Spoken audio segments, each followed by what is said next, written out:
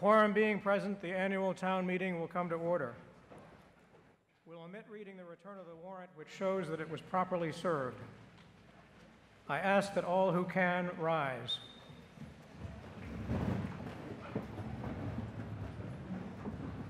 James Diedrich will give the invocation, and I ask that you remain standing after the invocation to recite the Pledge of Allegiance.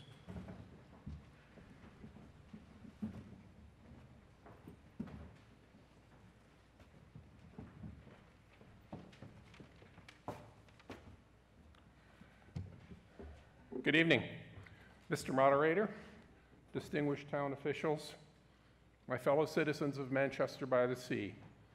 I'm honored, having been asked to deliver a non-sectarian invocation to begin our town meeting. Most invocations start by asking you to bow your heads.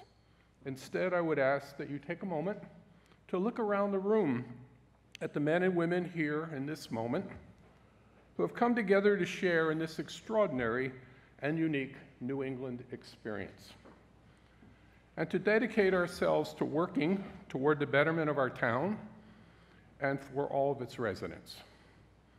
Tonight, in this place, there may be moments of tension, of ideological division, of frustration, but also in this place is where the very act of being human, we have much more in common than we have differences. We share the same spectrum of potential for care, for compassion, for fear, for joy, and for love. Let us give thanks for all that we have, all that we cherish, and all that we possess, especially for the capacity to care and love to improve our families, our community, and ourselves. Whatever one's viewpoint, whether derived from faith or from reason and science, having the capacity to appreciate and thank others is ingrained in the DNA of the human psyche. Let us also give thanks to our unpaid, elected, and/or appointed town leaders, and to the many volunteers who are the heart and soul of our community. These people who donate their time, their talents to help all. Let us recognize and laud the sacrifices made by our town employees, especially our first responders, our police, our firefighters, our emergency medical technicians, who risk their lives to safeguard all of us. Carl Sagan once wrote, "For small creatures such as we, the vastness is bearable only through love." I would add the word understanding as well. In this room tonight, let us cherish our shared humanness, our shared capacity for reason, and celebrate our shared respect for all the people of our town, for our Constitution, and for our democracy. And let us root our decision-making process in these values that are relevant to all Americans, regardless of our individual belief or non-belief. Let us commit to working together tonight and in the future for a better Manchester by the Sea. Thank you.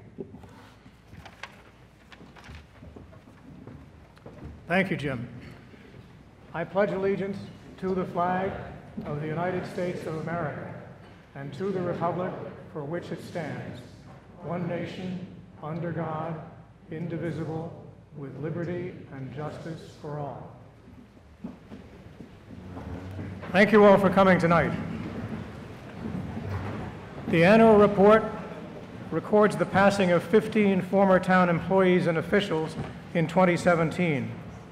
I submit the following memorial resolution. Whereas the citizens of Manchester by the Sea note with profound regret the deaths of several of their friends and neighbors during the past year, and seek to recognize and acknowledge their varied contributions to the town's commonwealth and welfare and our mutual sense of community. We citizens hereby salute the departed, acknowledge our common indebtedness to them, extend the sympathy of the town to their intimates and survivors, and declare that this resolution be entered in the town archives and a true copy be sent to the appropriate survivors. The persons memorialized and their achievements are John M. Bishop, Public Works Commissioner; Shepard Brown, poll worker; William A. Colella, Council on Aging; Louis F. Bud Day, Jr., Council on Aging driver; Robert W. Emmons, Jr., Zoning Board of Appeals; Catherine C. Greenslet, Council on Aging and Library Trustee; Edward S. Keating, Building Needs Committee and Finance Committee; Arthur M. Landy, Personnel Board; George Moniz, School Bus Driver; Carl V. Nickerson, Planning Board, Housing Authority, Manchester High and Memorial School Architect; Margaret M. Peggy Palazzola, Election Teller; Patricia J. Plummer, Memorial School Teacher and Election Teller; Hugh Shepley, Building Needs Committee, Conservation Commission, and Volunteer of the Year in 1993; Louis O. Thompson, Substitute Teacher; and Ruth M. Wilson, School Secretary. Eli Bowling, the Chair of the Board of Selectmen, moves the resolution as read, and Susan Beckman, the Vice Chair, seconds the motion. All in favor, please say aye. Aye. Opposed, no. It's a unanimous vote, and the memorial resolution is adopted. I ask that all who can rise and observe a moment of silence in memory of these former town citizens.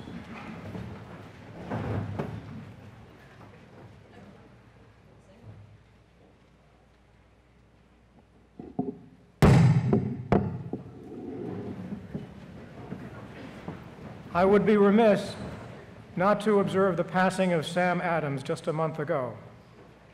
Sam was a distinguished lawyer, former Superior Court judge, and former town moderator. He had the unique distinction of being both a lawyer and a man whom everyone liked. In my first years as moderator, I often turned to Sam for advice, and he was a thoughtful mentor as well as a friend. We will miss him. On a happier note, Al Creighton celebrated his 100th birthday last Wednesday.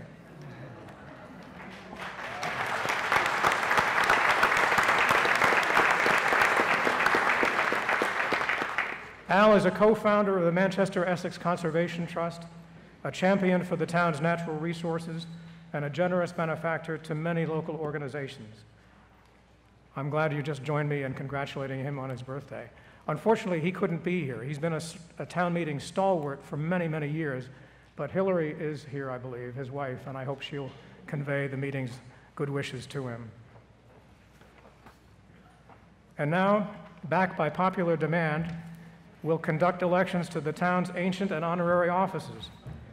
And I recognize Charlotte Wilson for a nomination for Pound Keeper. I would like to nominate. Please wait for the mic, Ms. Wilson. Yep. Charlotte Wilson, 5 Spry Rock Hill. Happen to be related to the moderator, but it's really not terribly important. It's very, very important for me, however, to nominate the unstoppable and remarkable Adele Irvin for Pound Keeper.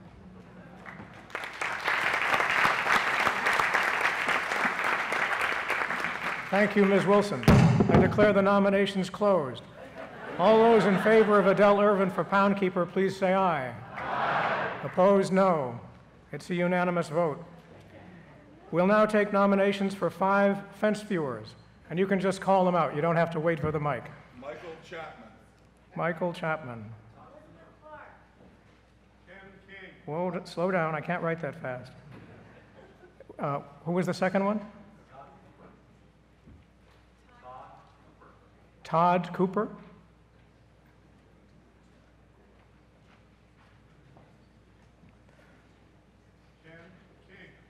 Ken King. We need 2 more. Linda Parkinson. Linda Parkins. I nominate Elizabeth Clark. Elizabeth Clark, thank you.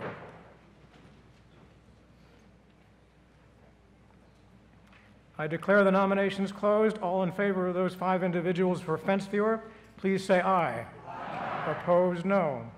And they're unanimously elected. And now nominations for 3 field drivers. Carol Cabot. Carol Cabot. Susan Henderson.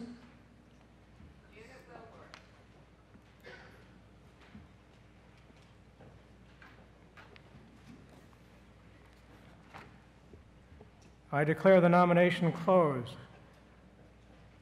If you're in favor of those 3 individuals for field driver, please say aye. Aye. Opposed, no. It's a unanimous vote and they're elected. And now nominations for 3 measurers of lumber. Axel Magnuson. Axel Magnuson. No trouble hearing you, Tom. Sue Thorne. Dee Burrows. Dee Burrows.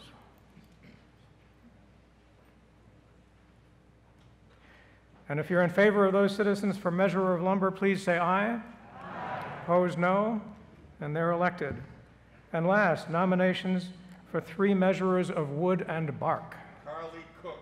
Carly Cook. Peggy Coleman. Paul Clark. And Paul Clark.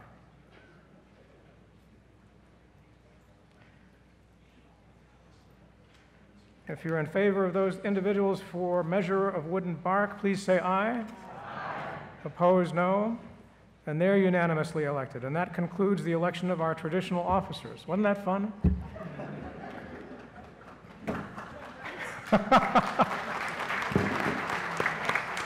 I'll briefly state our customary procedural points. If you want to speak, please wait to be recognized, wait for a mic, and give the meeting your name and address if we don't already have them. And for those who are here for the first time, I'm Alan Wilson.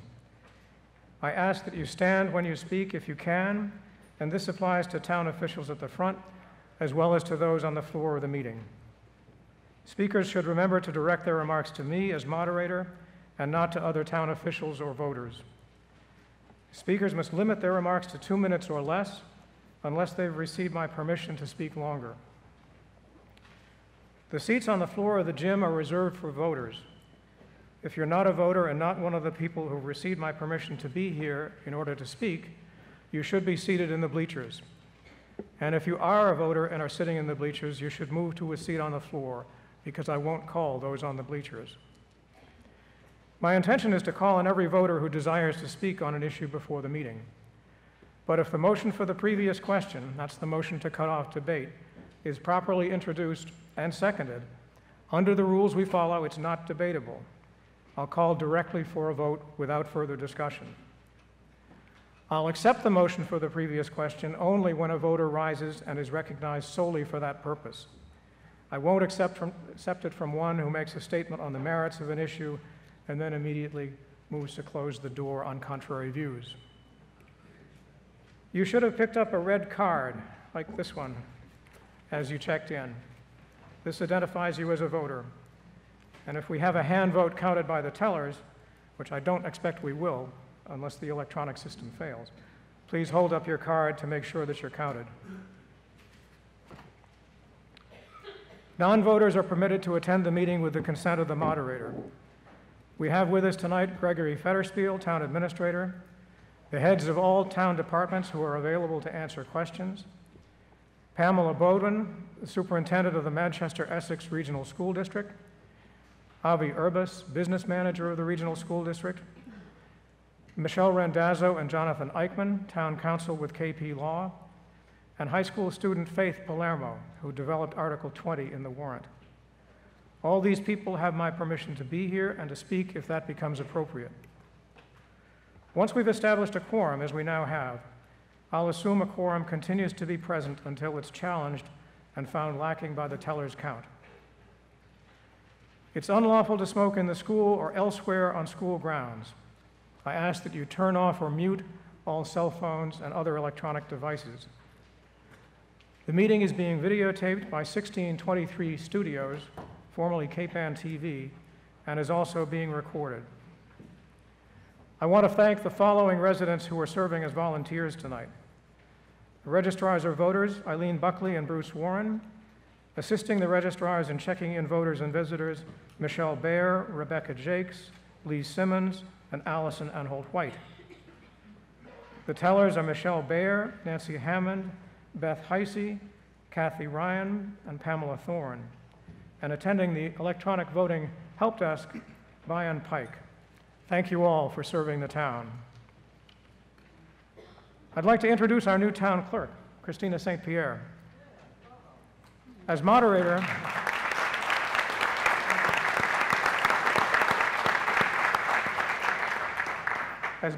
I've been privileged to work with two outstanding town clerks, Gretchen Wood and Denise Sammelchuk. After only a couple of months in the job, Christina has shown that she's cut from the same cloth. So welcome to you. And last, there's one more person I want to thank this evening, Tom Kehoe. Tom is leaving the Board of Selectmen this year after an extraordinary career of service to the town. He was a member of the Planning Board for 5 years and of the Recreation Committee for 6. A selectman for 12 years, he's chaired the board for 4. He's been a call firefighter for the period of 40 years, and countless residents know him as a lifelong Boy Scout leader. Seeing Tom's work as a selectman, I know no one prepares more thoroughly or cares more about the town. His love for Manchester is as big as he is. Please join me in thanking Tom for all his years of hard work.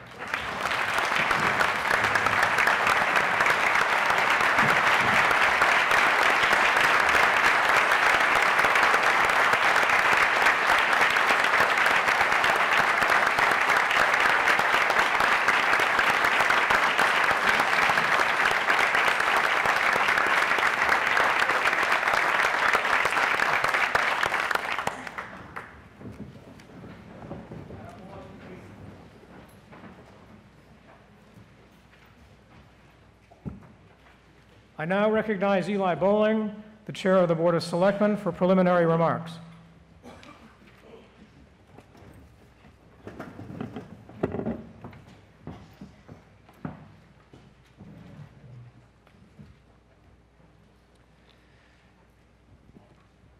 Good evening, and welcome to the 2018 town meeting. Our town meeting tradition is a long-standing form of New England government. You, the residents, have gathered here tonight as the town's legislative body to vote on the budget and the bylaws that help shape and maintain our community. Tonight, we will be considering our regular capital and operating budgets, as well as a few bylaw changes, including one related to conservation and some related to retail marijuana establishments. The budgets presented here tonight represent what we believe is the best balance of staffing support and capital investment to meet the continuing needs for the town. The past year has seen significant investment in infrastructure repair in town. It'd be hard for any of you to have missed the work done on the water and sewer lines. We finished the town's first major dredging project in 30 years, ahead of schedule and slightly under budget. Next year, we'll see additional work, but hopefully with less impact to our travel and use of roads. As with previous years, the town has been working on a sliding 5-year capital plan that prioritizes repairing our aging infrastructure. Our model continues to fund infrastructure work by introducing new spending as old debt is retired so as to not increase the overall tax rate year over year for capital. We've benefited tremendously from grants over the past 5 years, garnering more than $4.2 million. This past year, we got $500,000 for dredging and $500,000 for repairs at the Central Street culvert, for example. These grants are a testament to our town's operations. The state gives these grants in part to towns and projects to demonstrate that the money will be well spent. We would like to thank our state representatives, Senator Bruce Tarr and Representative Brad Hill, for their help in obtaining the grant funding.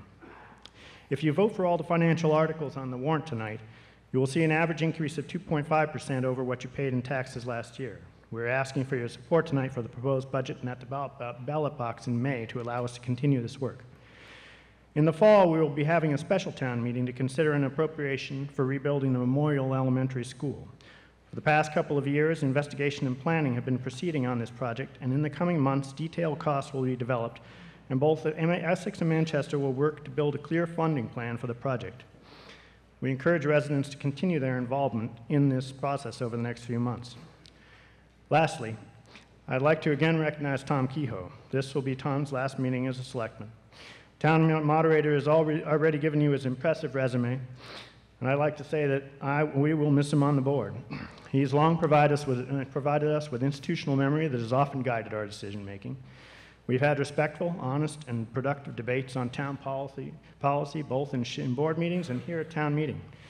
It's hard to find someone who's shown more energy and dedication to town service than Tom has so consistently over the years. Anyway, we really appreciated Tom. Also, I will be opening a book on how long it takes Tom to get involved in some other board. Right now, it's 8 to 5 that he's on a board in 6 months less, $10 minimum bet. One other thing I should mention, select board members don't really get any perks, but we do get a key to the selectman's office in town hall. Kind of cool. Anyway, when we retire, we have to return those back in. Tom will be returning his when he retires in May, but in this case, Tom, we're also going to require that you turn in your box of highlighter pens. With that, welcome.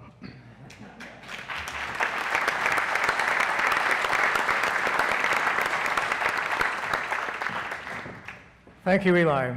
I recognize Maury Creighton, the chair of the Finance Committee, for comments on the town's finances.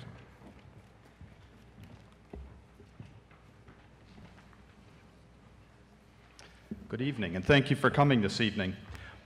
This booklet, which you all have, is an important resource for this meeting, and hopefully you'll keep it for future reference. Let me assure you by saying that the town of Manchester is in good financial shape.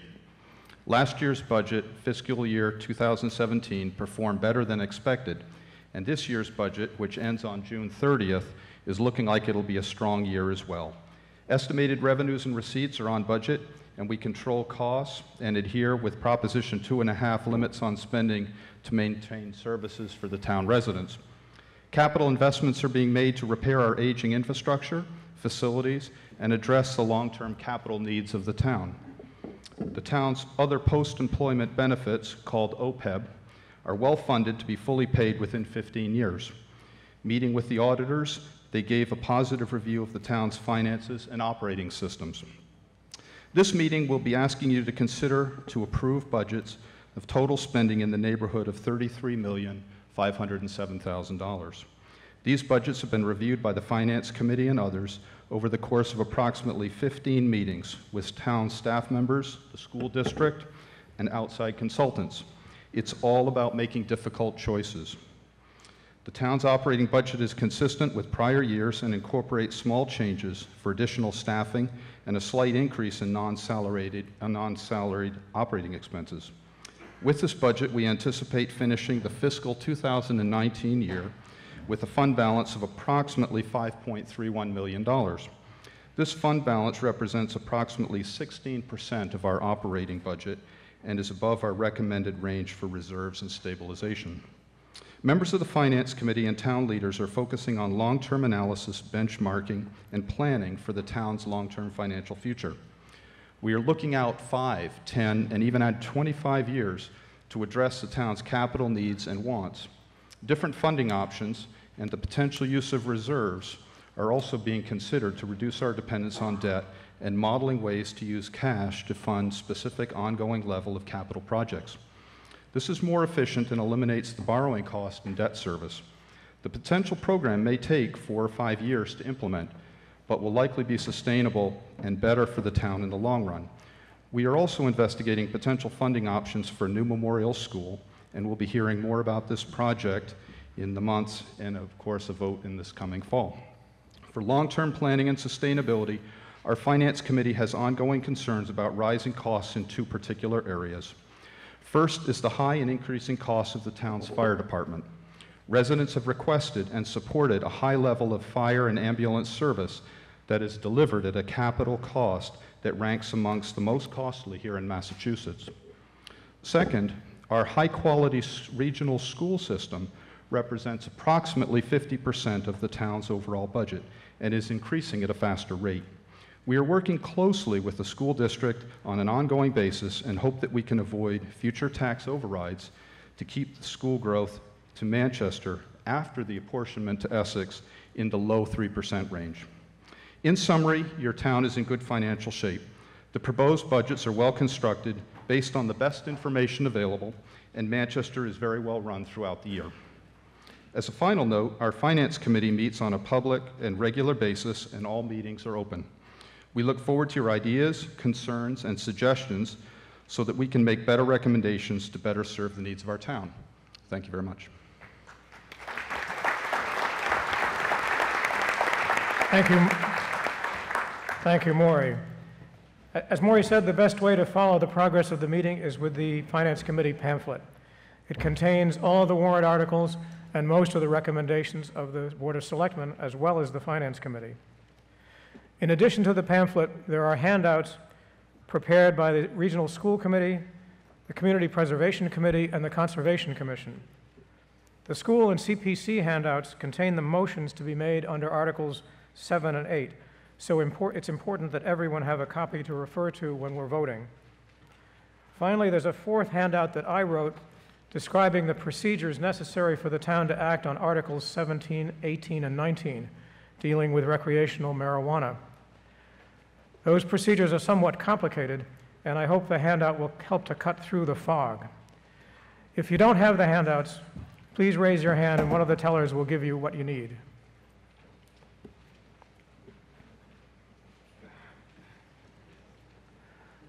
As I think you all know, we'll be voting electronically at this meeting as we did last year. You should have received a keypad like this when you checked in. We're going to use the keypads for most votes unless I determine that a voice vote might be more efficient. When the voting period for each motion opens, the green light to the left of the podium will light up and you'll have 15 seconds to vote. Press 1 to vote yes or 2 to vote no on the motion under consideration. If you change your mind, just press the other button. The computer records only the last choice. Excuse me. If you want to abstain, don't press any button, or if you've already recorded a yes or no, press 3, and that will clear the previous choice. After you vote, the handset will display the words yes received or no received on the screen to confirm that your vote has been counted. First, let's make sure all the handsets are turned on. If you see text on the screen, any text at all, that means the handset is on. If the screen is blank, you should turn it on with the power button, which is located in the bottom right-hand corner. Does anyone have any questions about the handsets? Okay. The handsets all have new batteries and were tested yesterday, so it's unlikely they will fail to work. But if you don't see the received message or you experience any other problem, you can go to the electronic voting help desk, and Bayan Pike will help you with another. We're going to conduct one test vote to make sure everyone is comfortable with the handsets. So here's the question. Will the Red Sox win the World Series this year? When the green light goes on, voting time is open, and you'll have 15 seconds. So press 1 for yes or 2 for no.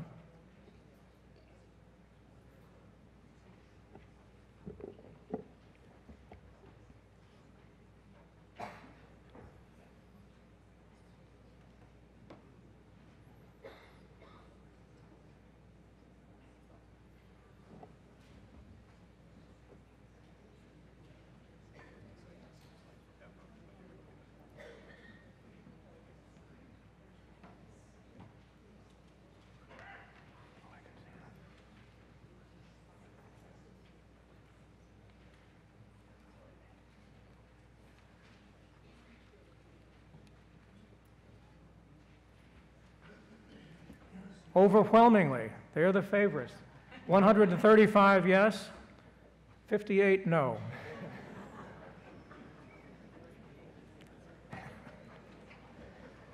Anybody have any questions about how to vote electronically? Okay. I think that it's possible this might be a long meeting, even though we have a relatively small number of warrant articles. My plan is to try to finish tonight with the consent of the meeting. I think that's far preferable to coming back for a second night with the attendant inconvenience to everyone and the difficulty of obtaining a quorum. So I hope you'll stay so that we can finish our business tonight.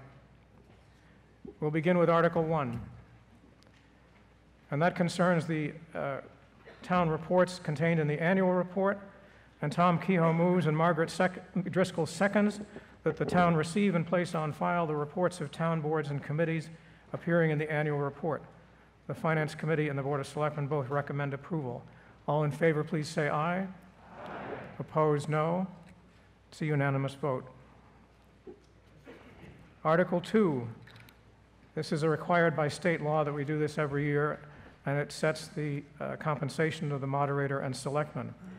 And Eli Bowling moves the article as printed in the warrant to set those salaries at 0. Maury Creighton seconds. The Finance Committee and Board of Selectmen both recommend approval.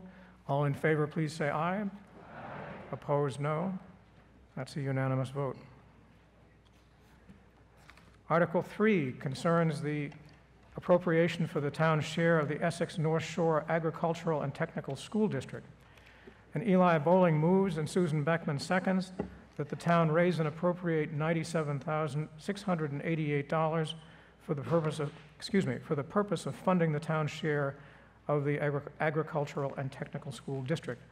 The Finance Committee and Board of Selectmen both recommend approval, and I'll recognize Eli Bowling for very brief remarks. On? Yes? Good. So this is the annual appropriation for the Essex North Shore Agricultural and Technical School District.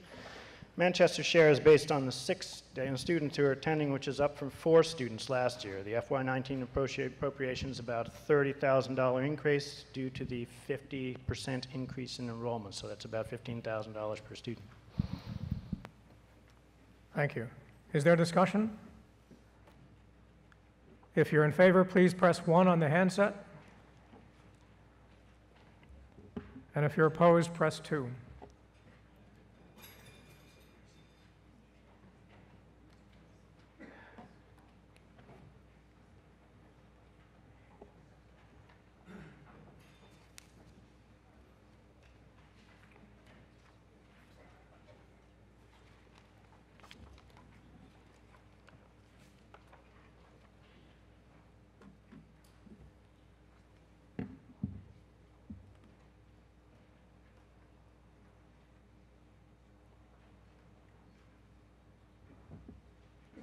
And the motion's approved by 269 to 11.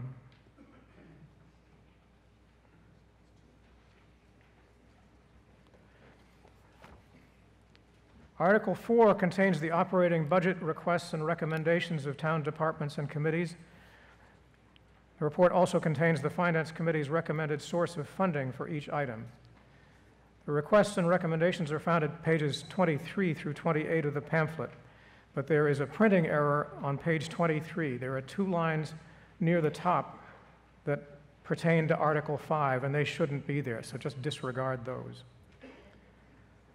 Eli Bowling moves and Maury Creighton seconds that the town raise by taxation or otherwise to pay town debts and charges for the ensuing 12 months, effective July 1, 2018, and appropriate the same, the amounts presented in the expenses budget summary section under the recommended and funding sources columns of the Finance Committee report, pages 27 and 28 under Article 4.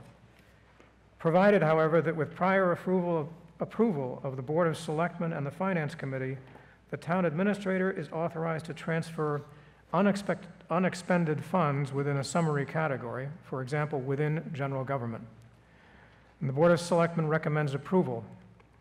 I recognize Maury Creighton for comments and for the Finance Committee's recommendation.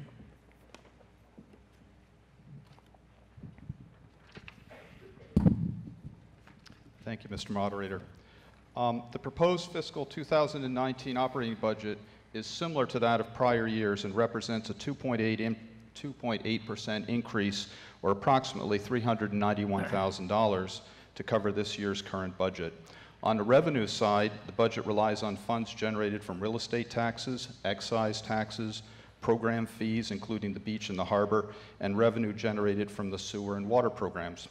On the expense side, salaries represent approximately 43% of this budget and are increasing by 5% in line with the town's contractual agreements and due to an addition of a floating staff member of the fire department and some additional personnel and changes to their payment structure. Operating expenses represent 27% of this budget and are increasing at 1.8%. The town's debt service is decreasing this year by 4.5%. Long-term planning and spending controls ensure the town's operating budget stays in line from year to year. There are always unknowns, including rising healthcare costs, unexpected equipment breakdowns, infrastructure problems, and the severe weather and storm problems that we have seen this year.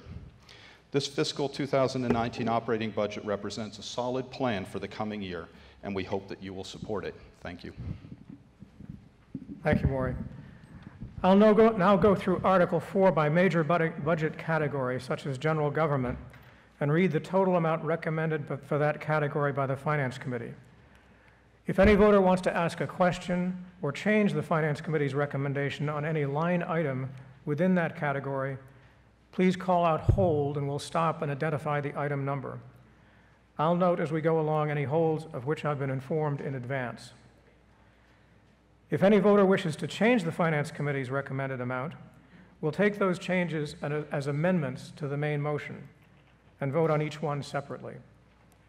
When we've finished all the holds, we'll then vote on the main motion to approve the amounts in the expenses budget summary as amended if there are any changes. Until we've finished all action on Article 4, the reconsideration rules will not apply. General government, 32% of Article 4, items 1 through 32. The total recommended for general government is $4,552,472. Are there any holds under general government? Public safety, 24% of Article 4, items 33 through 49. Total recommended for public safety is $3,410,562. Any holds under public safety? Yes. You can just call out the item number. This is a general question. When Well, it says I'm just going to take the holds now. but when it says expenses, is there any place we can find out what the expenses are? Well, let's get the holds first, and then you can come back to that question when we're open for Because it's discussion. a general question. I know, I understand, but we're going to take the holds first. So are there any holds under public safety? Sorry, under public safety. Public Works, 14% of Article 4, items 50 through 60. Total recommended for Public Works, $1,988,027. Any holds under Public Works? Other environmental, 1% of Article 4, items 61 through 65. Total recommended for other environmental is $72,870. Any holds under other environmental? Human Services, 2% of Article 4, total recommended for Human Services, $338,735. Any holds? Library, 3% of Article 4, items 72 and 73. Total recommended is $476,920. Any holds under library? Recreation, 2% of Article 4, items 74 through 83. Total recommended for recreation is $347,685. Any holds under recreation?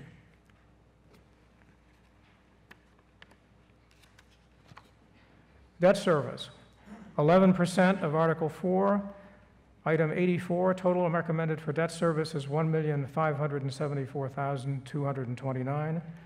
Does anyone want to hold debt service? Enterprise funds, 11% of Article 4, items 85 through 89. Total recommended for enterprise funds is $1,584,306. Any holds on enterprise funds? Okay, the total for Article 4 is $14,345,807, and I believe we have no holds. All right, then I'll call on the lady who had the general question.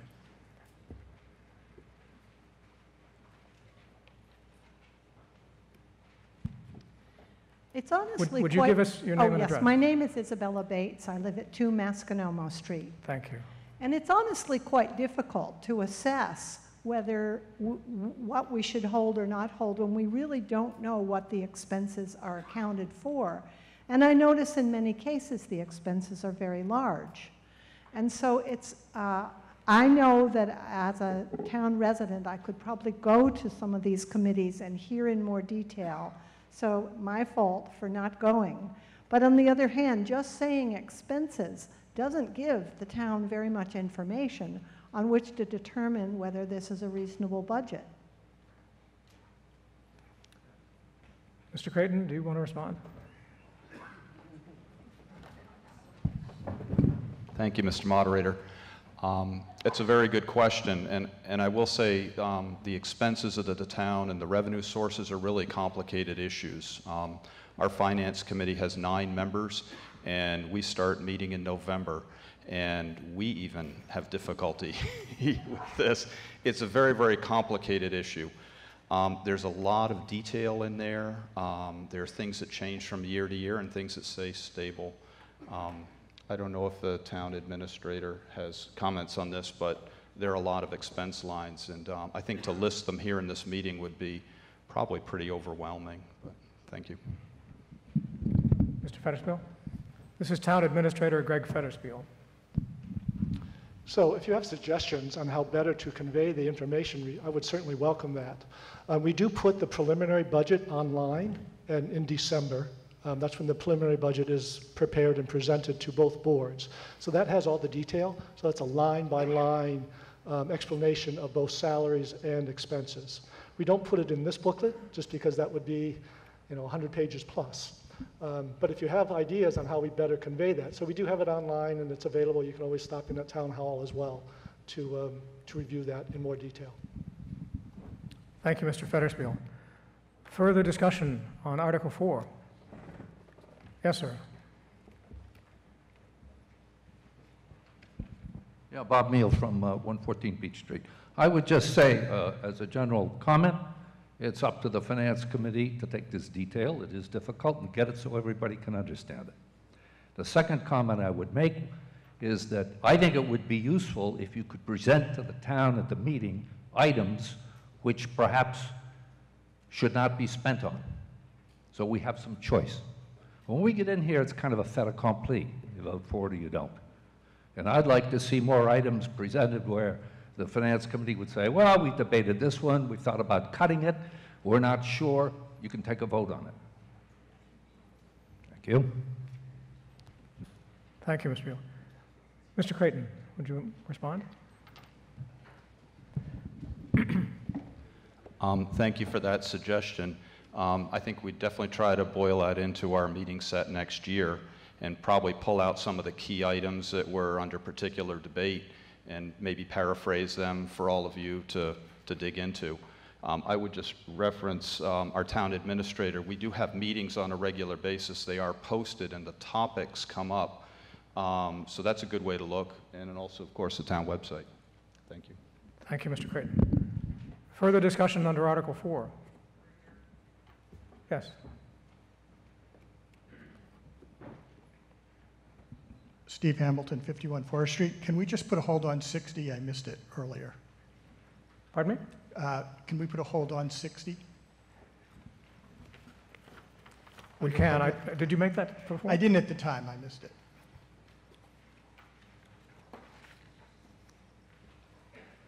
So that's under Public Works disposal. Correct. Okay, well, we're there now. Why don't you say what you'd like to say or ask what you'd like to ask? I'm just curious as to the increase, which seems significant this year. Mr. Federspiel. So the sanitation budget, 57 through 60, the salaries are for operating the transfer station, various expenses, the trash bags that you purchase, we purchase ahead of time. The collecting and recycling is the waste management fee, but then we also have a disposal fee of taking the trash to the incinerator, and it's based on tonnage.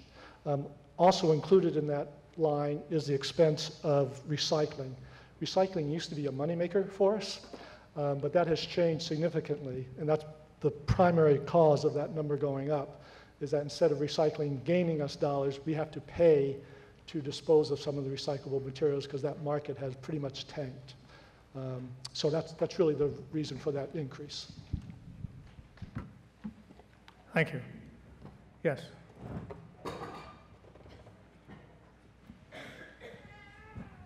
Deb Bradley, 51 Forest Street. I have a question on two items under Human Services.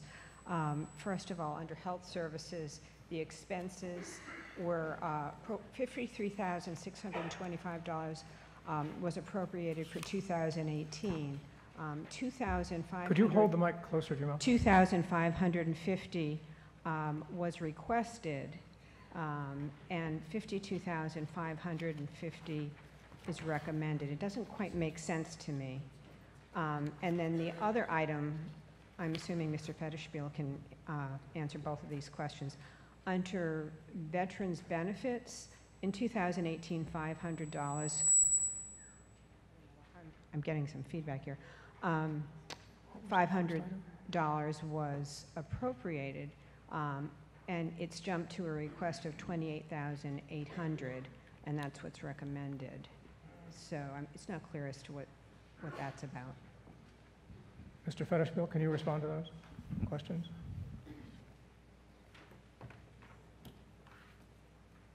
So I'm trying to remember here and look at the spreadsheet. So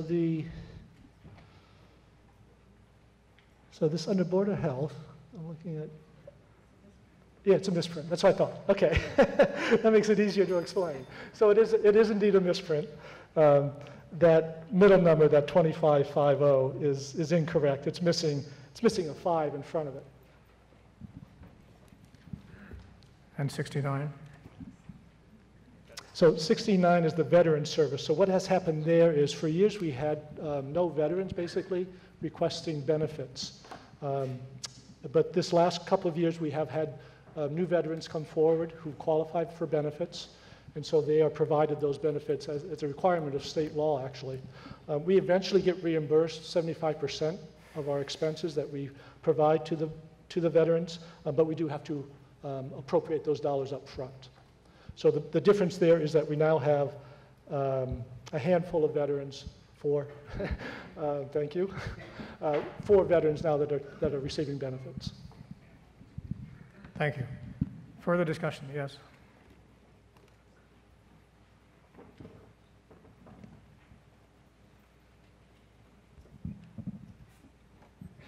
My name is Alexandra Garcia Mata, 70 Lincoln Street.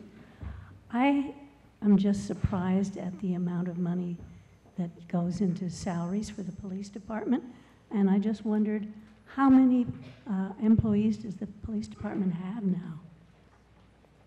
Can somebody tell me that? Chief Conley? The question was how many employees does the police department have? This is Ed Conley, the Chief of Police. Good evening. Currently, we have 13 employees, one of whom is on long-term disability. Okay, thank you. Okay. Further discussion under Article 4. Is the meeting ready to vote? Yes, sir.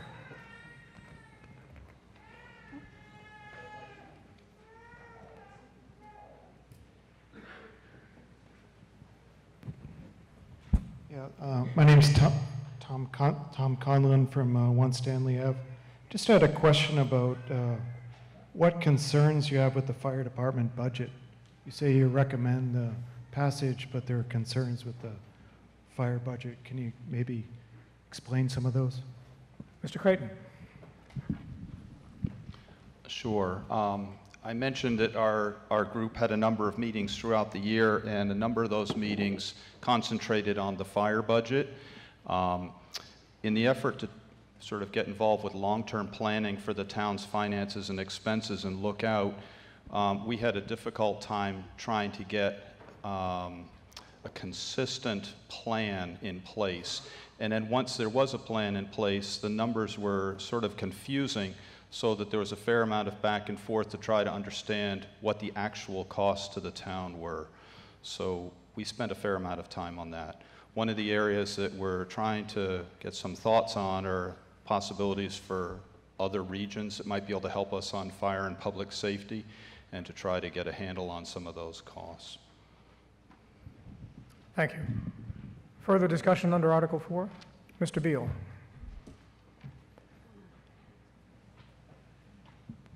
Yeah, I'm Bob Meal, 114 Beach Street. Sorry to be asking so many questions, but I'd like to make a comment. I've been coming to these meetings for 15 years. For 15 years, the expenses continue to go up. They outstrip inflation.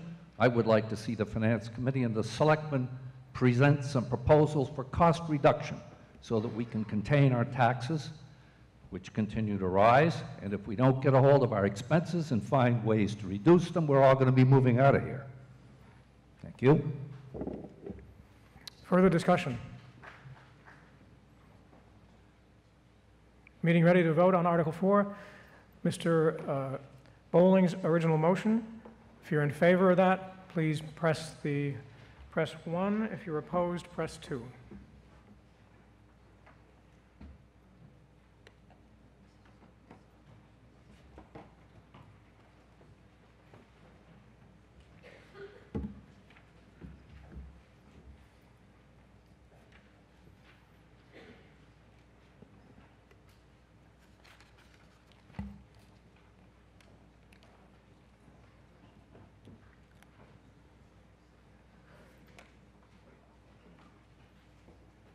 The motion is approved by a vote of 263 to 42.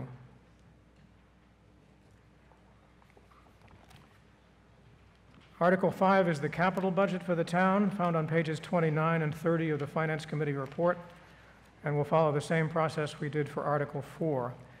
I'll read the Selectmen's main motion, then we'll identify any holds. And if you do want to talk about an item, please give me the hold number as we go along. We'll vote on the recommended amounts and funding sources for all the non-hold items, and then we'll go back and take up each hold separately. Eli Bowling moves and Maury Creighton seconds to appropriate the following amounts in order to pay the costs of various capital items as set forth in Article 5, including payment of all costs incidental and related thereto. Item 1, $205,000 to be funded by the fund balance. Items 2 through 4, $185,000 to be funded by taxation.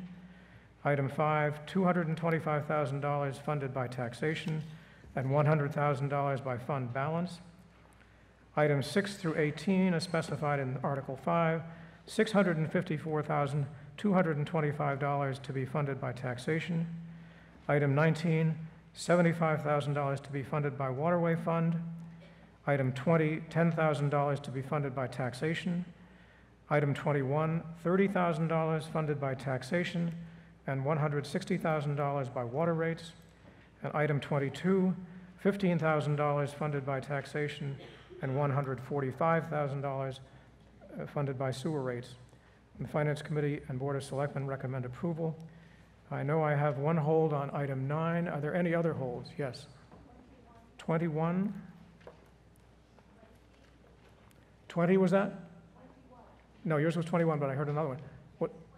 20, thank you. Number 10.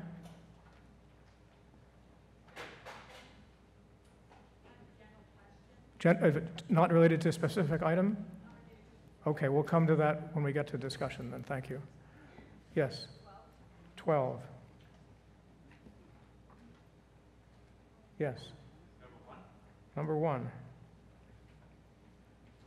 Any other holds?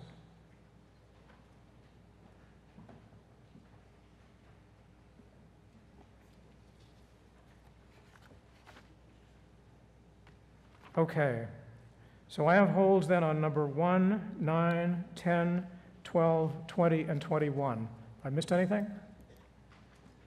All right then, if you're in favor of Mr. Bowling's motion on all the non-hold items, please say aye. Aye. Opposed, no. It's a unanimous vote.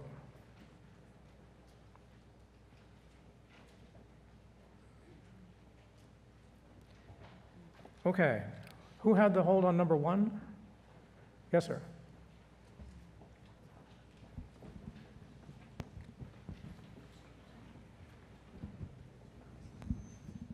Hi, Rick Rogers, 82 Old Essex Road. I would simply ask if, of the DPW, if $205,000 is enough. The condition of the roads in town isn't great, and is $205,000 enough to get us through the year, and is there something we could do to improve them even more? Mr. Fetishfield, do you want to respond? So is it enough that we could always do more? We do add to the $205,000. We add about $142,000 in Chapter 90 money, which is state money. So in addition to the 205, we have another 140 plus that we add to it. So these dollars for this coming year are targeted to redo Lincoln Street, and if dollars can be stretched a little further, then we would also resurface Pleasant. So spending about $300,000 to $350,000 a year will keep us on track. So we're playing a little bit of catch up, but that's a good amount for us to be spending on an annual basis as we do our roads on a cycle. Thank you. Yes, ma'am.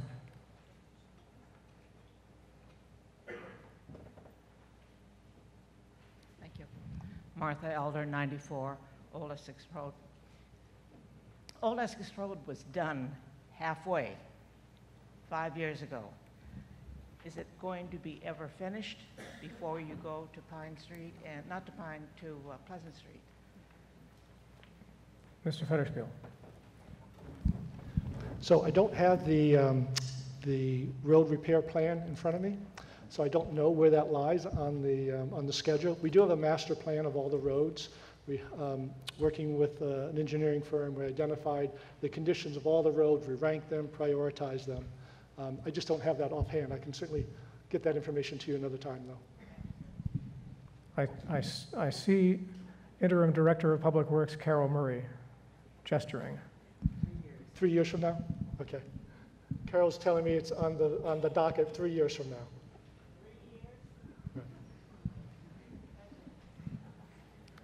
Further discussion under item 1. Yes, sir.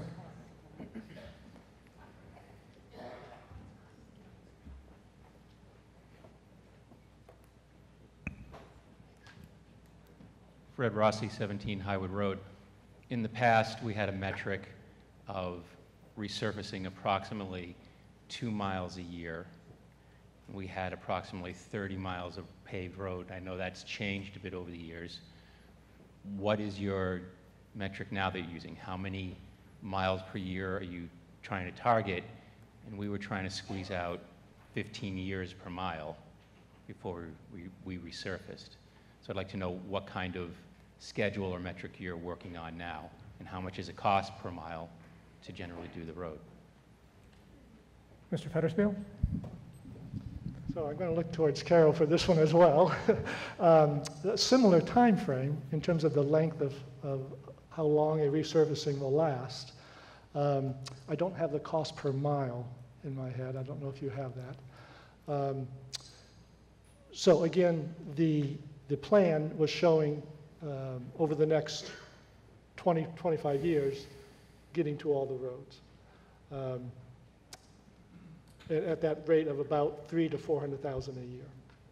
So some years, depending on the road, those dollars will go further than other years in terms of whether or not there has to be additional drainage or pipe work in addition to just resurfacing. So I'm not giving you a great detailed answer, but again, if I had that booklet in front of me, I could give you a little more detail. Thank you. Further discussion on item 1? Okay, if you're in favor of Mr. Bowling's motion to appropriate $205,000 from fund balance for item 1, please say aye. Aye. Opposed, no. I have no doubt the motion prevails. Item 9, who had the hold on item 9? Yes. Ms. Hamilchuk.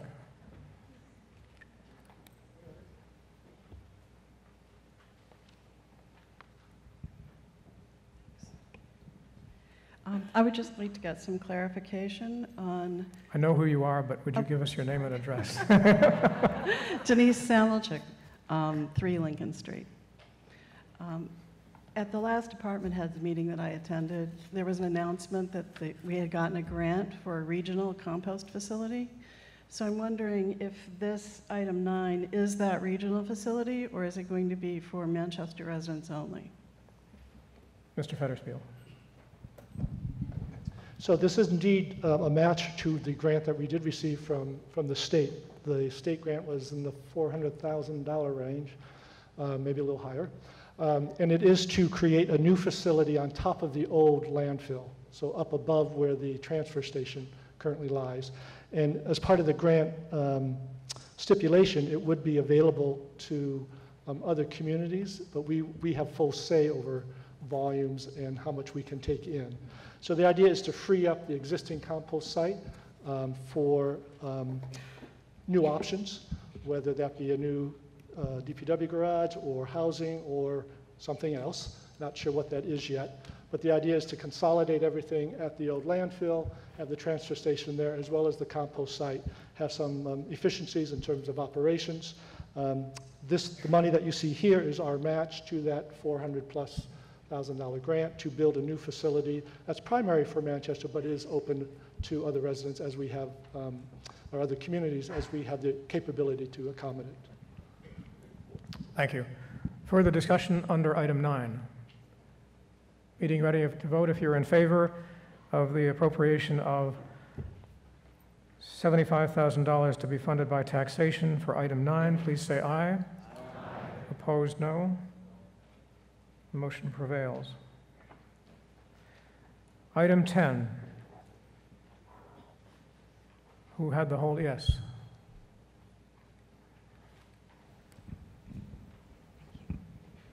Alida Bryant, 57 Old Essex.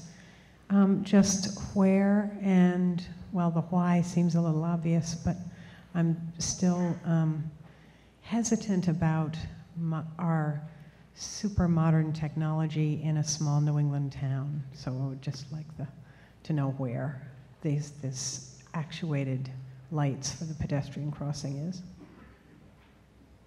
Mr. Federspiel. So this is a proposal for 3 pedestrian crossing lights, similar to what you see on Summer Street next to the cemetery, the old cemetery. So this proposal is for 3 new ones that would be 2 on School Street and 1 on Lincoln at the high school crossing. So again, actuated meaning that when you get to it, you press a button, the lights go off and hopefully get drivers' attention to slow down and stop to let people cross the street. Thank you. Further discussion under item 10? Ms. Wilson.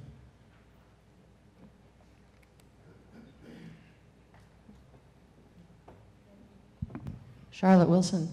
I would like to speak strongly in favor of having the town invest in 3 additional stoplights like we have at the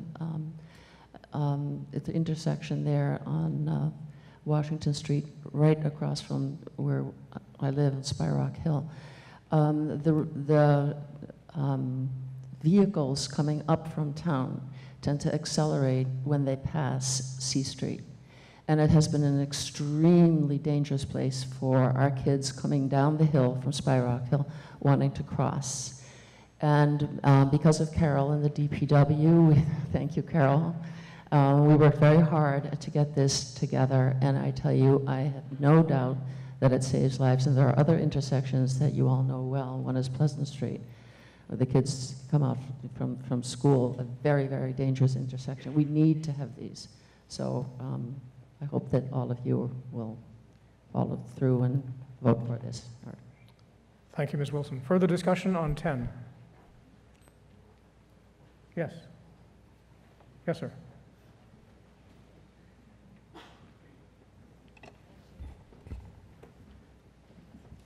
Thank you, Mr. Moderator. Al Sentner, 72 School Street, and I also am on the Bike and Pedestrian Committee. And this is these actuated lights are something we've looked at for quite a while now, and the research we've done on them, they save lives. And I can appreciate the small town New England feel that we want to keep in our town, but we also want to keep our kids safe and our other citizens safe, and this is one way to do it. Passive signs are okay, but they don't really work.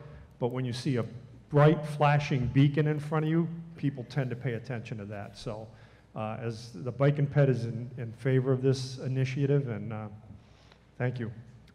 Thank you, Mr. Sentner. Further discussion?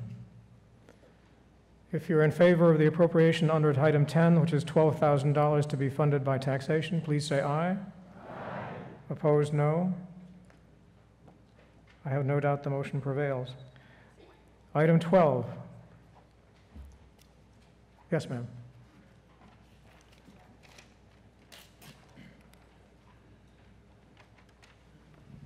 Carly Cook, 1 Masconomo Street. I'm just curious what $40,000 goes to for a teen center at the library.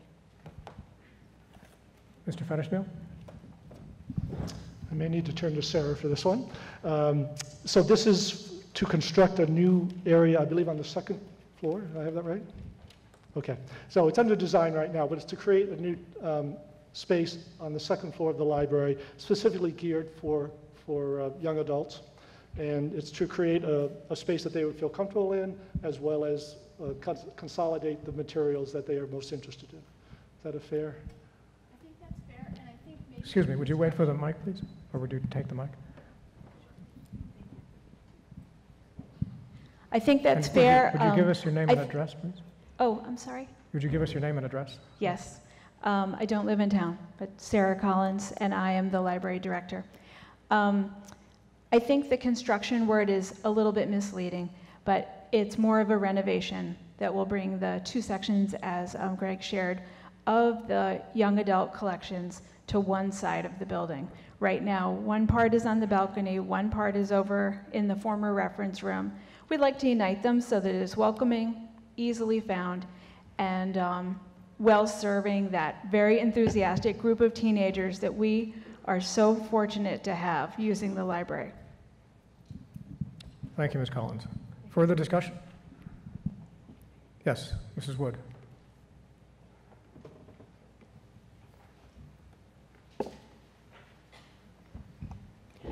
Gretchen Wood, 19 Brook Street. Just a question as a member of the ADA committee. Is this only for the collection? Is not meeting room or place where teens would be meeting, where someone who couldn't get upstairs would be not included? And if so, is that allowable under our ADA regulations? Ms. Collins. Thank you. Thank you. Hello. Thank you. The space would house the collection largely, but there would be comfortable seats that we hope teenagers would use, as they use some of the less comfortable seats up there now. The designer that's working with coming up with plans that we could then have people bid on is looking at what it would cost to perhaps have a stair lift on the stairway up to that floor, which right now is not very accessible, and we know that from patrons of many ages that we help with selecting materials that are up there or bringing things down to them. So this is also a good opportunity to make sure that that level is accessible. Thank you, Ms. Collins. Further discussion on 12? Yes, ma'am.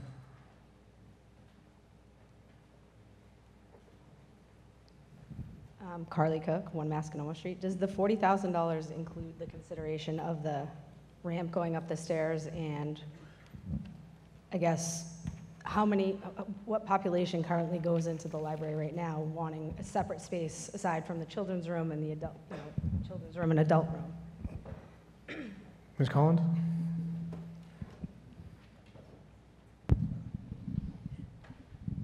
Thank you. I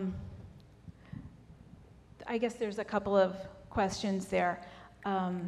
What percentage of people are using the teen space? We, in the year 2011, had maybe 400 attending programs over the course of a year, many different programs in the 20s in terms of numbers of programs. And now we have 40 to 50 programs a year. We had over 1,200 teens attending and participating in programs. Obviously, many are repeat people who attend things. Many are active on our teen advisory board. We have 12 to 16 there. But the access to the collection upstairs would be for a portion of that level is also adult materials. So access on the stairway, which is not estimated at a very high expense, but we're looking at some of the most simple stair lifts that sometimes you will see in churches and other buildings and that kind of thing. So that is being considered under the design. It is a few $1,000s for that portion of it. The renovation also removes one level of bookcases, puts in slightly different shelving, has a few comfortable chairs, and just makes a welcoming place in a library where people come in and use it of all ages, but teens do not actually find that there's a great space to stay. So they come in and do things and then leave. And they're very interested and very enthused about the fact that there might be a welcoming place. Thank you. Further discussion on item 12? If you're in favor of the appropriation under item 12, which is $40,000 to be funded by taxation, please press 1 on the handset, and if you're opposed, press 2 when the light goes on.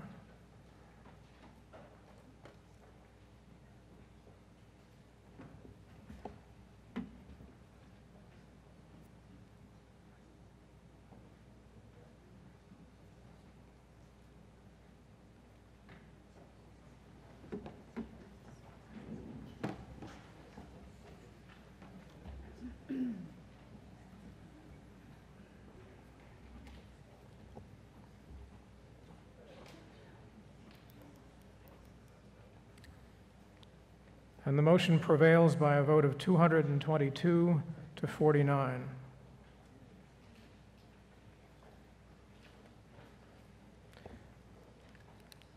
Item 20 is Tux Point kayak racks. Who had the hold on item 20? Yes. Hi, Joan Houghton, 3 Ox Pasture Road.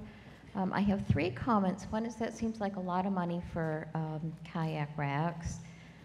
Another question, is that just for town people, or is that open as moorings are? And also where they would be located. Thank you. What was the third question? I couldn't hear you. Oh, where they would be located. Thank you. Mr. Fetishville? So in terms of the price, I know that the buyer will be working hard to probably bring that price lower, but that is sort of the higher end for the racks. The racks would most likely go towards the area at sort of the back. So if you drive up to the Chowder House and you're facing the Chowder House, to your left where the dumpster is, and then beyond that there's an area where people sometimes launch canoes down into the mud flats down there. Do I have that right, Brian? Pretty close, okay. And the other parts of the question, I'm sorry.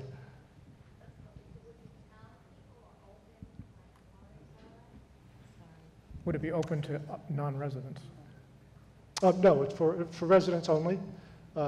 It would increase the number. We have quite a waiting list of residents waiting for getting access to the couple of racks that we have at the behind Town Hall, and also a small rack at Tuck. So this would be a larger rack to accommodate more of the demand that residents have for storing a kayak near the harbor. Thank you. Further discussion on item 20? Yes. Connie Sullivan, 11 Hickory Hill. This is a comment that a couple of years ago, a friend of mine said that she offered to buy a kayak rack and went to, I'm not sure whether it was the harbor master or the recreation, whoever was handling it, and they declined her offer. She had said, well, it's 12 to 15 kayaks on the rack. I would give you the kayak rack if I could have one spot, and they said that wouldn't be fair, sorry. So I'm saying, can't we find a couple of residents that are kayakers and give them a spot and let them buy the rack and save ourselves the money? Just a thought. Mr. Federspiel. It is a nice thought. It does get a little sticky if it's a quid pro quo, and that can be problematic. People are sensitive to access to the harbor if it's not going through. Everyone has the same opportunity. So if someone has the ability to donate that as a way to buy their way into access, I don't mean to be overly bureaucratic, but I think we need to be sensitive to that. Thank you. Further discussion on item 20? Mr. Meal.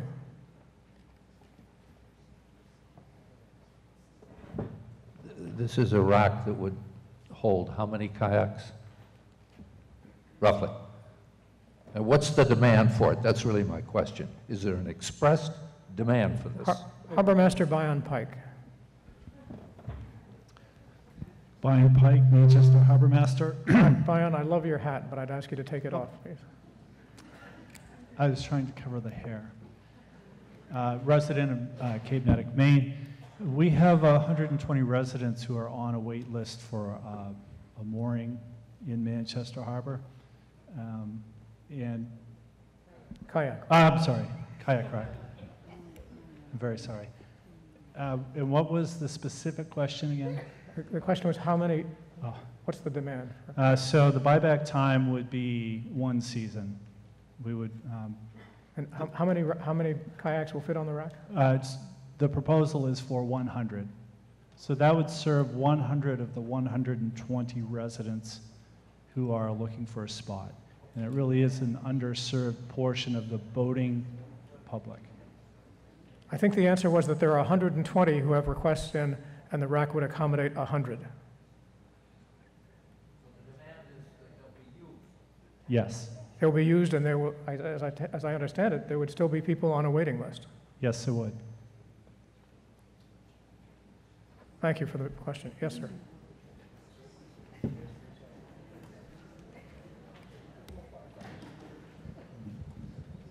David Baer, 12 Tappan Street. So, Brian, these are paid for in a year by the user fee? Yes, they would be. Further discussion on item 20. Yes, sir. Wait for the mic, please.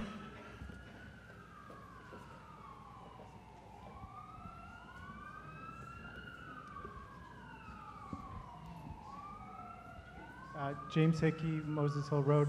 I'm just curious, what kind of dimensions is this rack that would hold 100 kayaks? It almost sounds like it would have to be as big as the Chowder House itself. Mr. Pike. If you were to look at one of the kayak racks behind Town Hall or at Tux Point, those hold 12. So it would be approximately 8 more of those. I can tell you that I'm going to be marking out the space for the Concom to go up and look. I can certainly put out a missive in my newsletter into the Cricket when that's up there. Anyone with concerns about the space should feel free to go up and look and give me feedback. If 100 is too many, I certainly understand and appreciate the residents' concerns, and we could reduce the size. The goal is simply to accommodate these residents in town waiting for the 48 spots that we currently have. Further discussion, Ms. Irvin.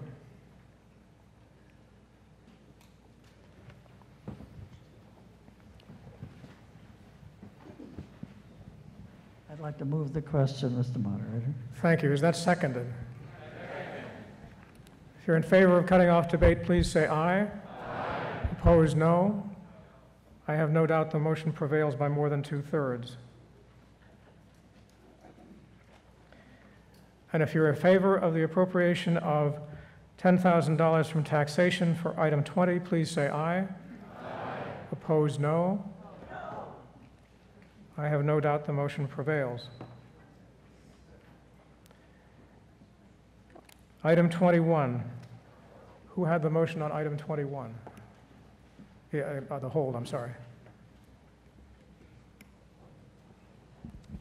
Isabella Bates, 2 Masconomo. Watching the water come over Masconomo Park and inundate the parking lot behind Town Hall in the recent storms, I'm very aware of the fact that the water treatment plant is right near the edge of the ocean. And so I'm really wondering about upgrading equipment and a plant that's going to have to be moved. And I wonder what the plans are about moving the water treatment plant away from the inundating waters, and how we balance between what we need right this minute for new equipment and what is happening about flooding. Mr. Federspiel. So it's a good question in terms of what to do long-term with the sewer plant. And we do have immediate needs to keep that plant running. And I know it's not chump change. $160,000 is a big amount of money for the sewer, $190,000 on the drinking water side. But we need to keep that plant going until we have a viable plan for the long run. That plan is probably 10 years out, easily, if not more. And so in the meantime, we need to keep the current plant operating. It may be that we can harden or armor the existing plant well enough. We just received the report just the other day talking about that from our engineer. So they do have some proposals for us to consider about armoring the plant. It may make more sense longer term to think about converting that sewer plant into a well-armored pump station and either pump it uphill to a new town plant. It's going to be very difficult to permit in this town and extremely expensive. It may be more cost-effective for us to talk to our neighbors, particularly Beverly, and think about doing a force main down 127 and have them process our effluent. Those are long-term plans that need to be fully vetted. We haven't done that yet, but it's certainly in our horizon, on our horizon. Thank you, Mr. Federspiel. Further discussion on item 21. And I realized that we were talking about sewer, which is actually 22, but Mr. Harris.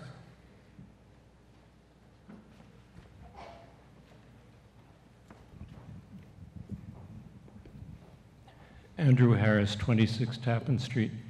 Mr. Federspiel's description was the sewer plant, not the water plant up the hill. And that's because the question that was asked was about the sewer plant. And it was about the water plant. It was 20. No, she was asking about the plant that's on the harbor that's going to be flooded. Sorry. Or that is in danger of being flooded.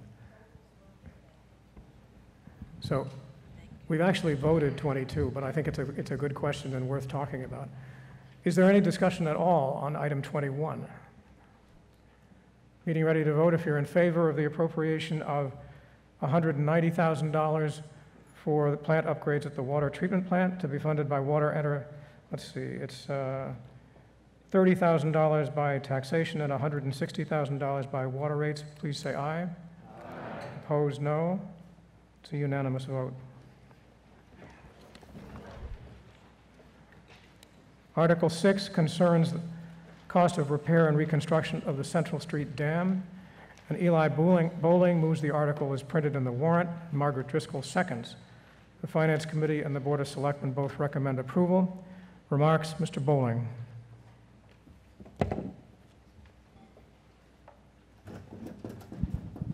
So the Central Street culvert was built in the 1600s, and the tidal gates associated with it underneath it was built around in the 1940s.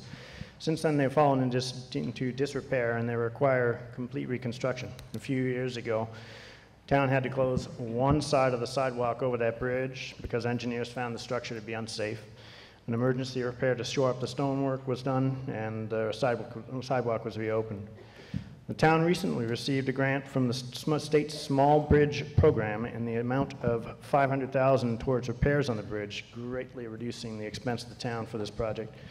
Total project is expected to cost $1.5 million. Tonight, we're seeking approval for $400,000 to supplement the grant.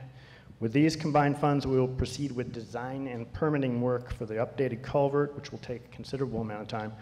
In the design phase, we will consider widening the structure to allow for more parking in the area, and we're looking to fund this project with a capital exclusion, meaning we will not issue a bond for the project, so we will not incur interest payments. Thank you, Mr. Bowling. Is there discussion? Yes, Ms. Palermo. Mary Palermo, 2 Parsons Lane. I actually had a question about Article 5. About what? Article 5, a general question. Well, we've finished consideration of Article 5 at this point, Ms. Palermo. We voted everything under. Yeah, excuse me. I did note it, and you said that you would take my question afterwards. I'm and then you sorry, just you're moved quite to right. number 6. I apologize. So I just have a general question. And my general question is that on page 29 for Article 5, the town has requested in the recommended that we spend $1,804,225. I'm sorry, $1,804,225. But on page number 3, under fiscal year 2019, Article 5 capital items requested by the department equals $2,204,225. There's a discrepancy of $400,000 from the. Mr. Federspiel. So you're correct. That 400,000 was broken out because it's a different voting procedure, and that's what you're voting on in number 6.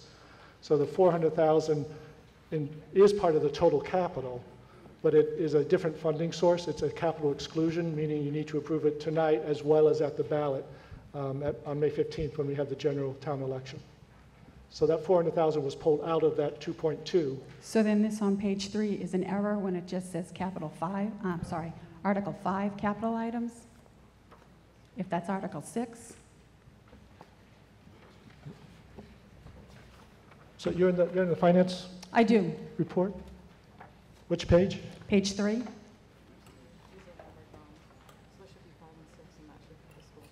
Oh, so, yep, we find typos, and as much as we hate to admit it, we do find them. So on page 3, that capital 5 should say, that line that says Article 5 capital items at 2.2 should say Articles 5 and 6. Okay. And then the next line should say Article 7, which is the regional school. Okay, thank you. So sorry about that error. Thank you, Ms. Palermo. So we're now on Article 6, which is $400,000 contributing to the cost of repair and reconstruction of the Central Street Dam. Is there further discussion under Article 6?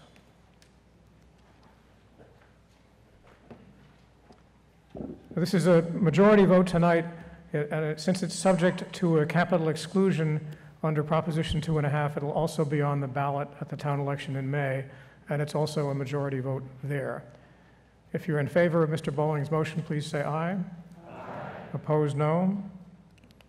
I have no doubt the motion prevails.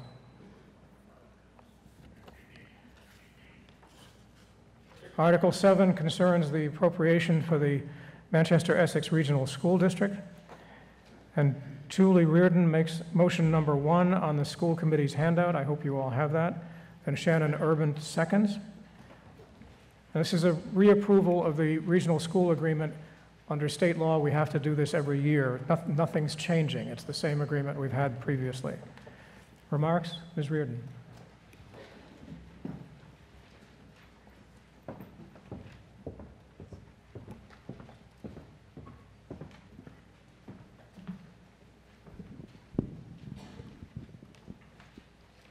Thank you, Mr. Moderator. I am here tonight representing the Manchester-Essex Regional School Committee as we ask for the town's support of our fiscal year 2019 budget. We appreciate the collaborative planning process we have had with the Boards of Selectmen and FinComs of both towns. While our faculty and staff are constantly honing their skill for reaching all learners, we have also prioritized supporting the social-emotional needs of students. We are in the process of implementing the Ruler program out of Yale's Center for Emotional Intelligence. 22 teachers, principals, and directors have gone to Ruler trainings. They will now train all staff and roll out the Ruler program K through 12 beginning this fall. A parent-initiated website, ME Hub, will be a part of the effort to improve social-emotional health and wellness in our communities. Education is our primary focus, and MERSD continues to be distinguished.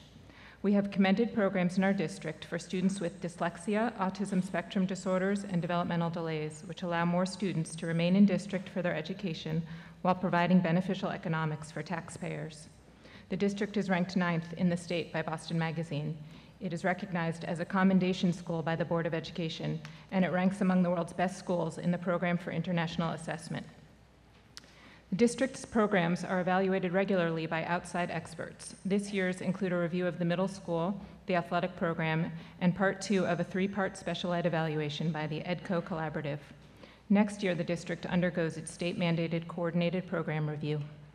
Also this year, the school building committee is working on the feasibility phase of this building's replacement. You will hear an update from them next. In turning now to the budget summary for the district, please also make note of the in-depth budget booklet submitted by the superintendent for town meeting. The school committee seeks your approval of the fiscal 2019 budget of $25.24 million, an increase over fiscal 2018 of $777,000. This represents a year-over-year growth rate of 3.18%, which is down slightly from our 2017 and 18 growth rates, and is also lower than the assumed rate of growth in our multi-year budget model. It has been formidable to limit budget growth to these levels while facing steep increases in healthcare and transportation costs.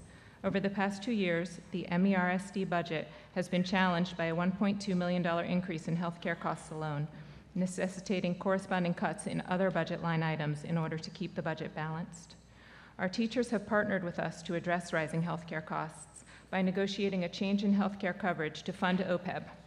This ensures that retiree healthcare costs will not become a taxpayer burden and puts MERSD on track to contribute $1.7 million to its OPEB trust fund in just 5 years, setting the district on a clear path to fully fund this obligation. While difficult budgetary cuts have to be made, we also strategically take advantage of other potential savings. We have used a $250,000 Green Community Grant for improvements at Essex Elementary and have installed expanded solar panels at the middle high school. We have outsourced transportation, custodial, and food service, and we have recently refinanced the middle high school building debt. Education and innovation in education are what the committee is most passionate about, and we work hard on the budget because it is the driver that allows us to continue to have schools that inspire. We thank you, as always, for your support. The success of Manchester-Essex Regional School District is a community effort, and each year it starts here. Thank you, Ms. Reardon.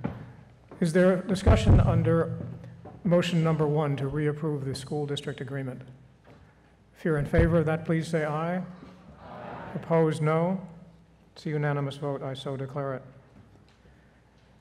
And Ms. Reardon makes the second motion on the school committee handout, and Shannon Erdman seconds.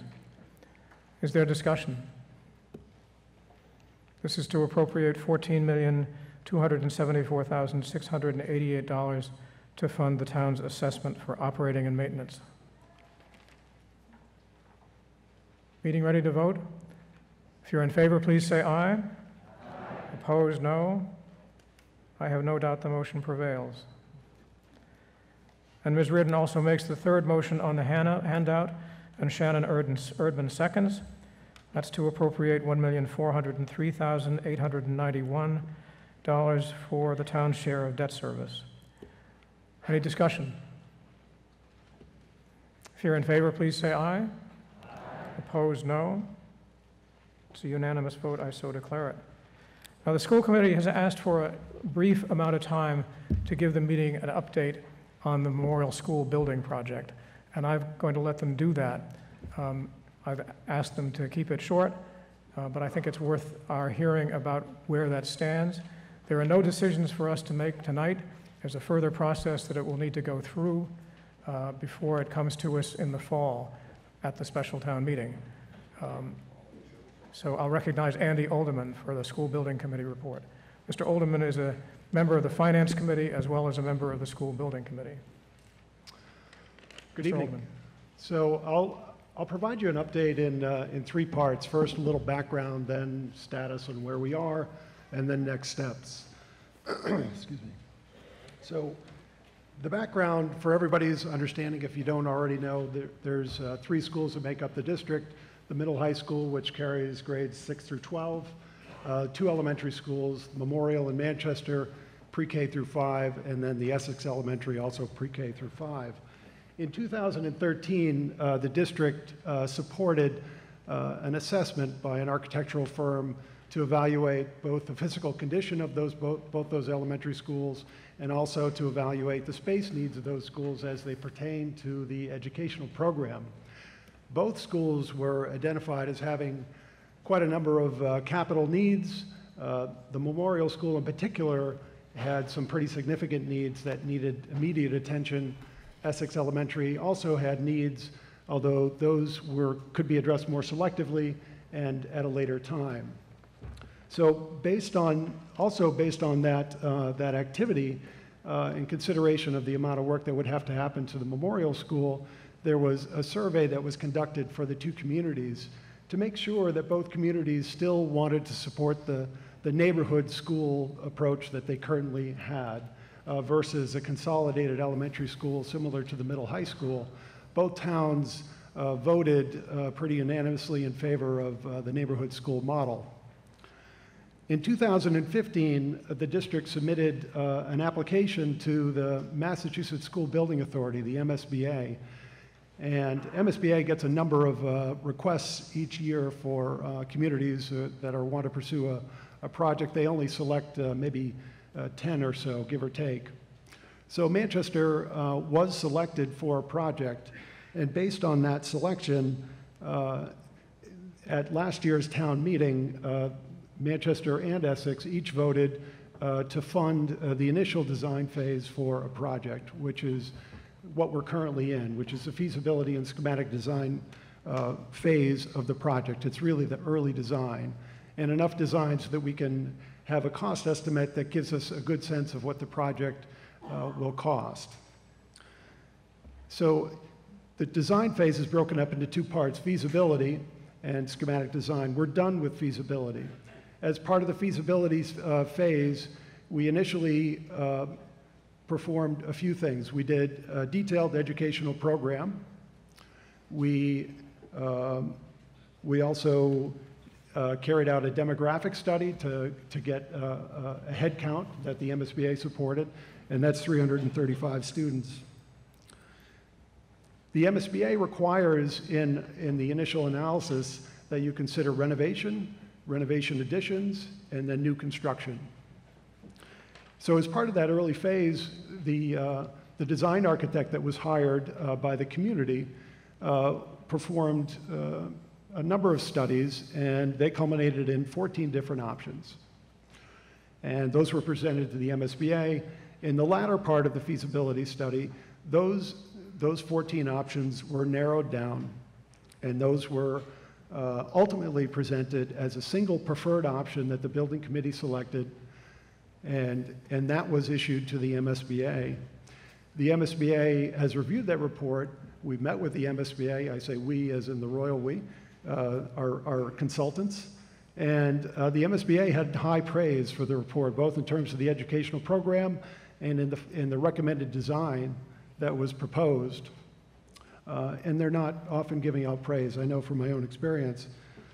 So the next stage of the design process is schematic design. And as part of schematic design, we will take that selected design, and the architect will further detail it develop some preliminary construction documents, some specifications, and during the schematic design process, the committee will hire for the community or for the district a construction manager. And once the construction manager comes on board, they, along with a separate cost estimating consultant that is also part of the consulting team, they will independently develop 2 different options, and through a process of reconciliation, will develop a single approved budget for the proposed project. And that is the budget that will ultimately, as a next step in the fall, be voted upon by both Manchester and Essex, and that will determine our course going forward. So it's important to mention there's been a number of, I think, 3 different community meetings. Every community meeting has a morning event as well as an evening event, depending on your schedule. So if you're interested, there's another one coming up on May 23rd. So there's a 9 a.m. and a 7 p.m. And there's also a May 16th all boards meeting. So Manchester and Essex, FinCom, Boards of Selectmen, School Committee, we'll be getting together to discuss schematic design and the project budget. Thank you. Thank you, Mr. Alderman. We'll go now to Article 8, which is the report of the Community Preservation Committee.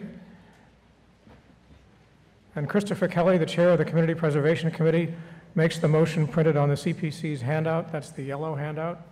And Sue Thorne seconds the motion. And we'll handle this in the same way we did the capital budget. I'll ask for holds, and then we'll vote on the non-holds and take up the holds individually. And I know already that I have a hold on items 6 and 7. Any other holds? Yes, ma'am. 2?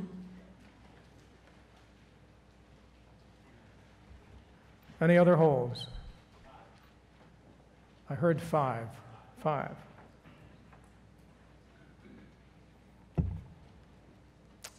Any other holds? Okay, then we'll vote on the non-holds. That's all the items except 2, 5, 6, and 7. If you're in favor of the non-holds, please say aye. Aye.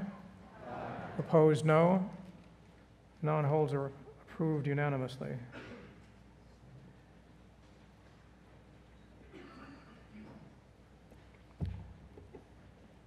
All right, we had a hold on item 2. Yes, Mrs. Furlong.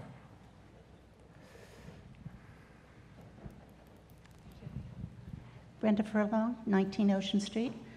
We're being asked to approve $23,000 for the Tux Point Chowder House. I think we need to put this in context. Last year, we approved $300,000 for the Chowder House. Shortly before that, we approved $40,000 for the Chowder House. And in February, the town approved a reserve transfer fund of $23,000 for the Chowder House. Now, candidly, I don't know whether or not that is temporary or whether it's additive. But if you take the most conservative number, we are now allocating and have allocated and spent at least $363,000 on the Chowder House. I say this affectionately, but the Chowder House is a plywood shack with picnic tables. The request for this money is not to expand the footprint, it is not to enlarge it, and it is not to put in industrial kitchens.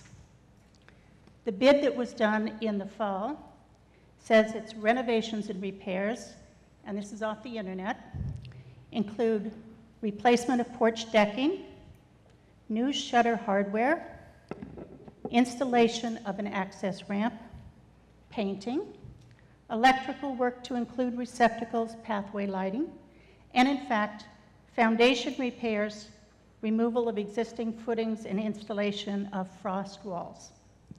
I do understand that there's been more rot than was contemplated, and I do understand that there are structural issues, including whether or not the walls are attached to the foundation correctly. So I ask A couple questions.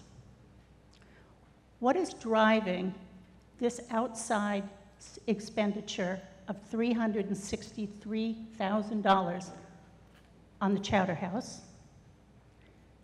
Secondly, I see in the report here that the rotunda at Tux Point, which clearly we can all see has suffered immeasurable structural damage. There's an estimate, and I assume it's an estimate, but hopefully it's an educated guess. We're going to spend $100,000 to fix that. I would think that a structure that is on pilings in the harbor is much more complicated to fix than a structure that sits on dry land on a concrete slab. So are we looking at more money for the rotunda, and why the discrepancy? And third, which committee, group, or official has oversight to monitor and control this cost? Thank you. Mr. Federspiel.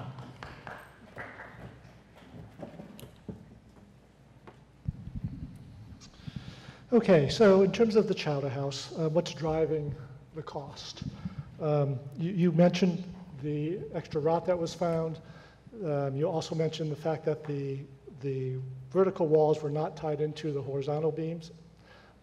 We actually were surprised, given the winter 15, that the whole thing didn't collapse once we dug into it and found those conditions.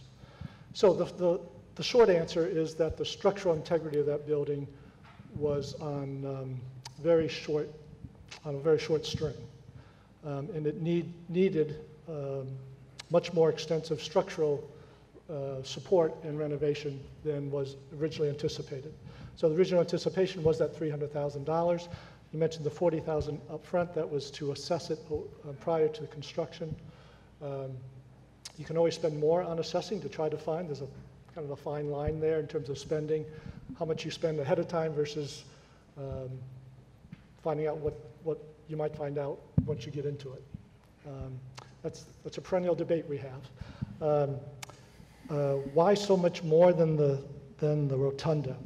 The rotunda repair is basically a handful of pilings that have to be reset and then relaying some of the stone going out to it. So it really is not as extensive, and the structural integrity of the rotunda was not nearly as compromised as the Chowder House. It did suffer from the storm, but not as severe as the condition of the Chowder House. And your third, who oversees? So overseeing projects, we are having the DPW oversee construction projects of all town facilities. We have been fine-tuning that as we have progressed over the last couple of years. And so it's really the DPW director and a project manager, and we also rely on engineers for the design and guidance as we do that. So I hope that answered the three questions. Thank you, Mr. Federspiel. Mr. Meal.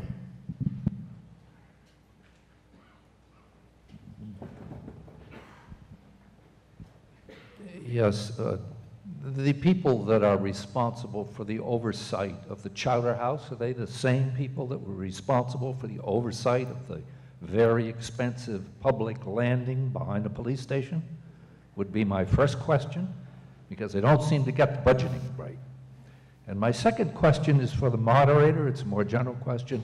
I'd like to know on what items we use the machine to vote, and on what items it's by hand or voice. Well, I'll answer the second one.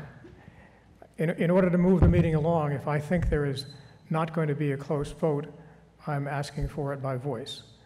If I think there is going to be a close vote or might be a close vote, then I'm going to ask for it using the equipment.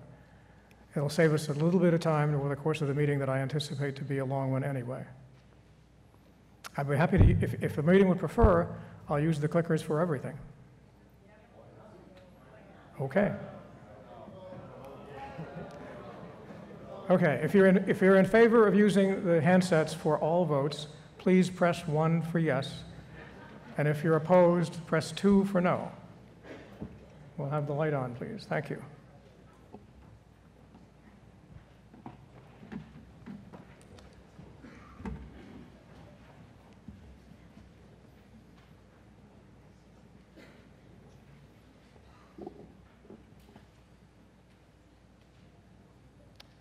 The vote is 89 in favor and 203 opposed. So I guess I'll continue to make the call. Thank you. First part? Oh, yes. Mr. Federspiel for the first part of your question. So you mentioned the boat ramp. That was actually one of the projects that spurred us on to revamp our process of managing projects, and took that project and realized that we need to have one central place, and that is best done at DPW. Ultimately, I need to take responsibility for that boat ramp. It did come over budget significantly. We did make some mistakes, and we have put into place measures to prevent those mistakes from happening going forward. So it was a painful lesson. We got through it.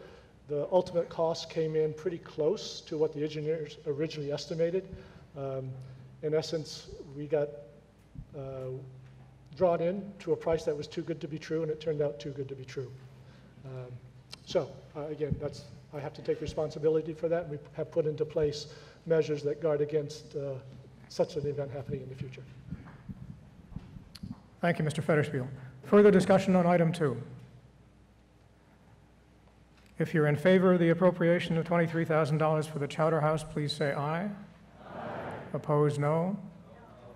I have no doubt the motion prevails.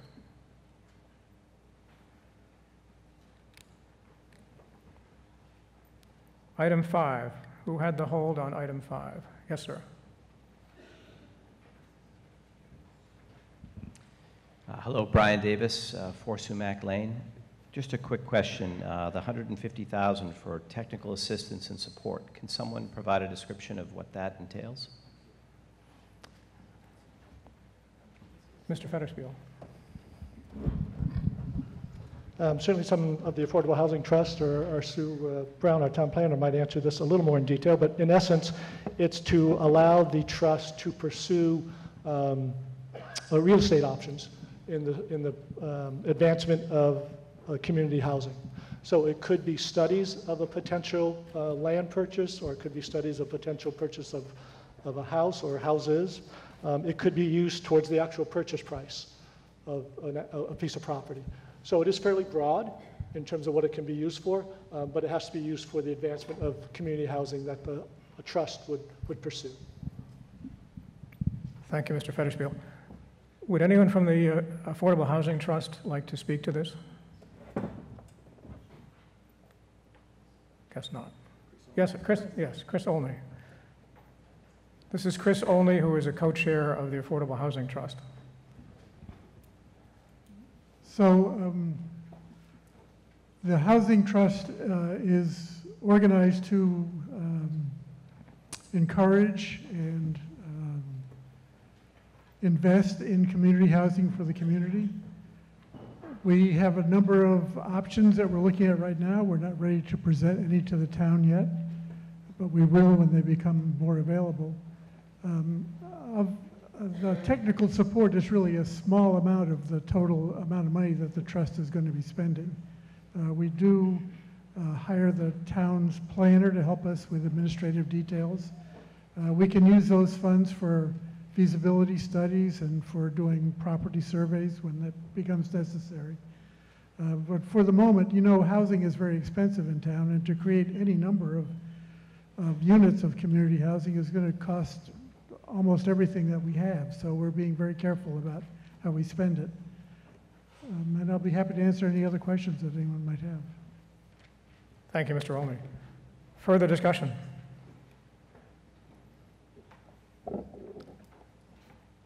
If you're in favor of $150,000 under item 5, please say aye. Aye. Opposed, no? Okay, this time I was wrong. I'll use the clickers. If you're in favor of $150,000 under item 5, please press 1. If you're opposed, press 2.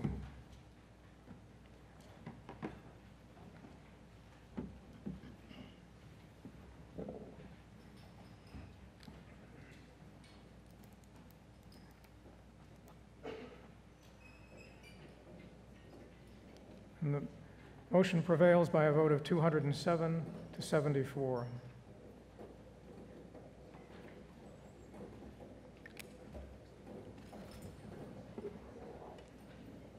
Article 9 is an advisory motion to request the Selectmen and Finance Committee to investigate regional options for services. You had a couple more votes. Oops. Gee whiz, I'm sorry. 6 and 7. My apologies.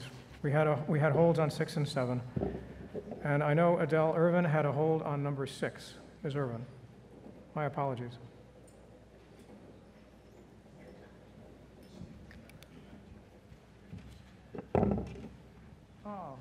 Thank you.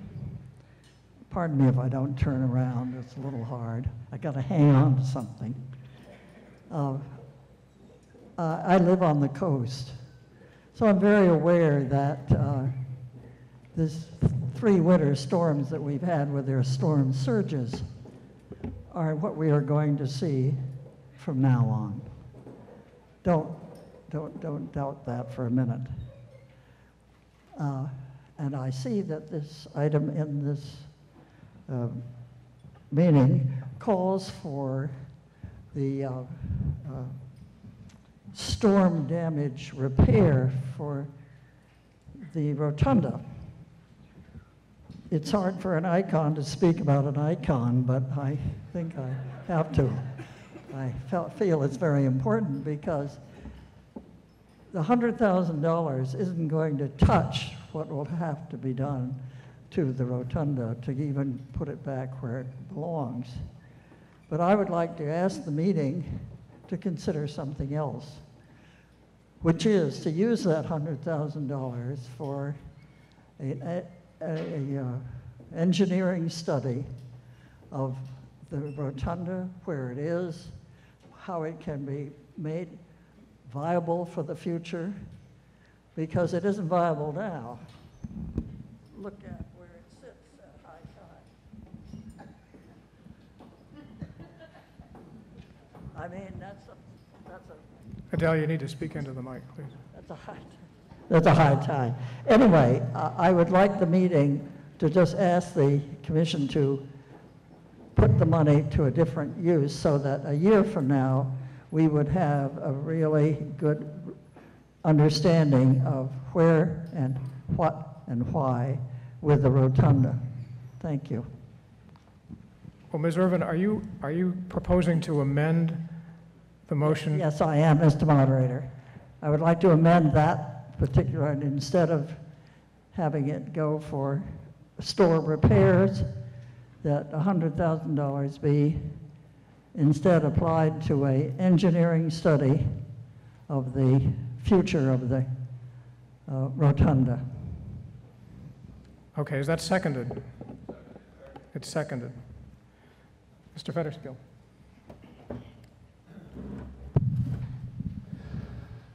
So I do agree that the long-term solution is needed for the rotunda, along with a lot of other infrastructure that we have in town, whether they be seawalls, different roads, et cetera. And that et cetera includes a lot. The ultimate solution to the rotunda is probably in the realm of $1 million. It would need to be raised significantly and have a higher landing, perhaps the bluff, the high point of land. That will take multiple years to design and permit, and that is perhaps a noble endeavor we need to think about embarking on soon.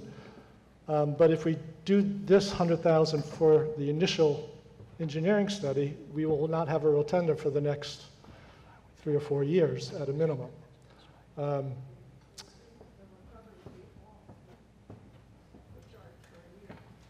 It would be off the charts for at least 3 or 4 years. So it would depend on what the study says. I agree with that, but my best guess, standing before you today, is to say that if we begin that process now without fixing the current rotunda, we will be without a rotunda for a number of years. Now, I don't disagree that that's a better long-term solution, but I feel that the $100,000 to buy us the next 5 years while we undertake what you suggest is perhaps something that the community would prefer us to do. But obviously, that's a decision that this body needs to make. I'm going to confer with town council briefly.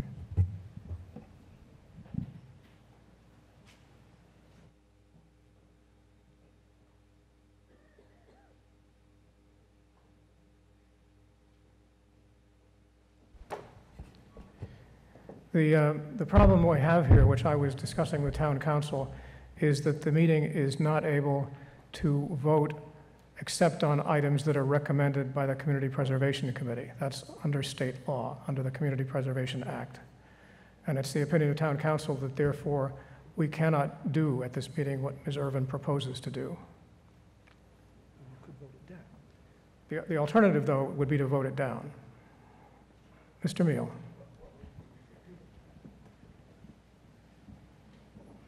I think the proposed amendment, which we cannot vote on this evening for the reasons you just mentioned, makes a lot of sense. Because otherwise, we're going to get ourselves in a situation, we spend $100,000 this year, we get another storm in 2 or 3 years, we're looking at another $200,000. This thing is like the Charter House, it's just eating money. And we have other needs, we can't pay for everything, education, safety, everything else. It may be we have to do without the rotunda for 2 or 3 or 4 years, or maybe longer. But we don't have the money to do everything, so maybe we should vote no tonight, do the study, see what it says, with good engineering behind it. Well, we can vote no on this tonight. We cannot appropriate money for the study. I just want everybody to understand that. Mr. Pick, did you have your hand up?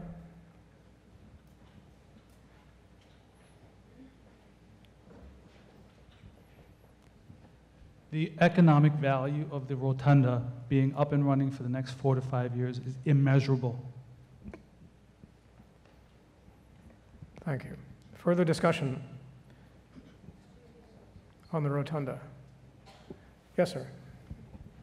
Michael Carvalho, 2 Jersey Lane. Mr. Fetishfield, if you could speak to the municipal vulnerability assessment that's been going on in the last couple of weeks, that may address some of the concerns.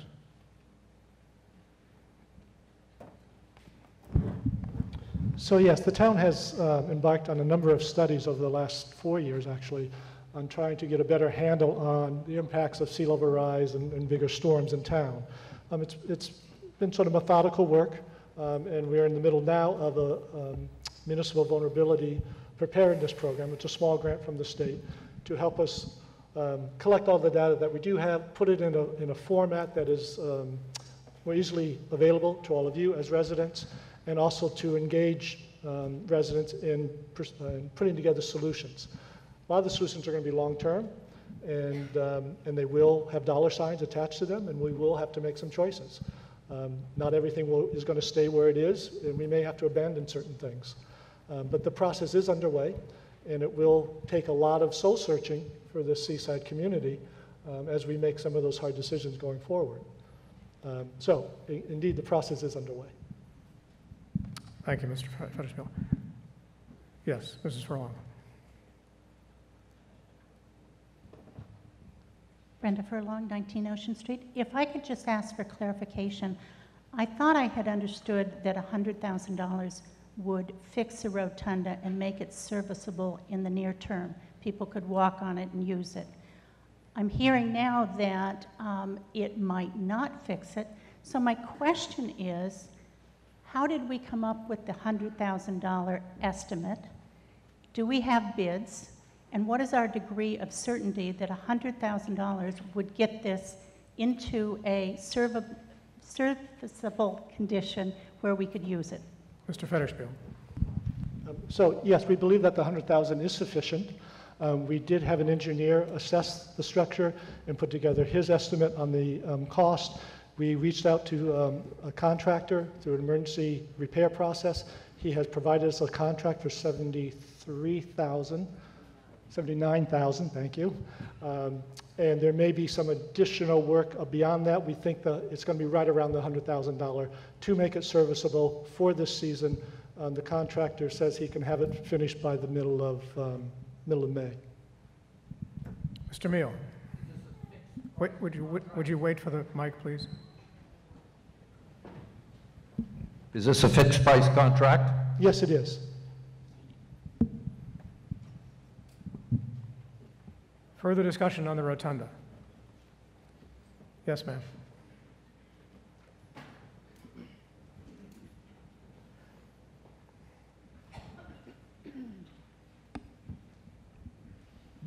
Irma Kale, 17 Lincoln Street. I just wanted to say that I believe this money is from the Community Preservation Fund, right? So it's not like this is money that can be used for the schools or something else. It can only be used for specific things like this. Can you speak to that? Is that right? That's correct. Yes, Mr. Rossi.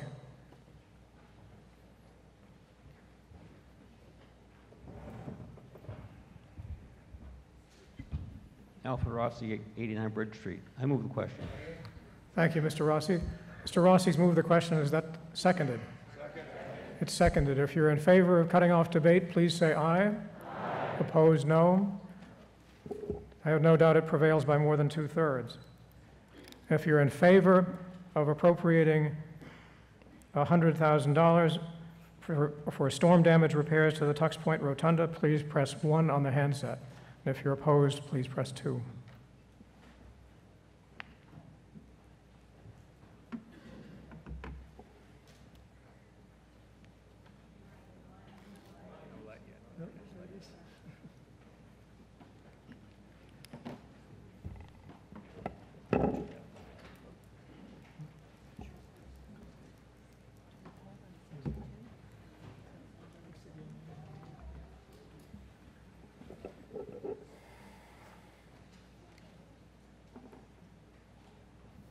The motion prevails by a vote of 226 to 36.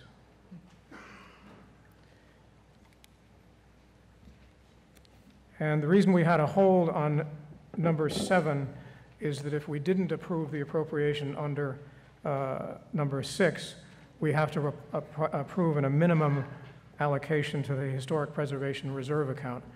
So the motion is to appropriate 0 because we did approve number 6. And we don't have to meet the minimum requirement. If you're in favor of that, please say aye. Aye. Opposed, no. It's a unanimous vote. I so declare it. And now Article 9. Susan Beckman moves the article as printed in the warrant, and Arthur Steinert seconds. The Finance Committee and the Board of Selectmen both recommend approval. Now, our usual practice is not to include in the warrant articles that are merely advisory, and that's what this one is.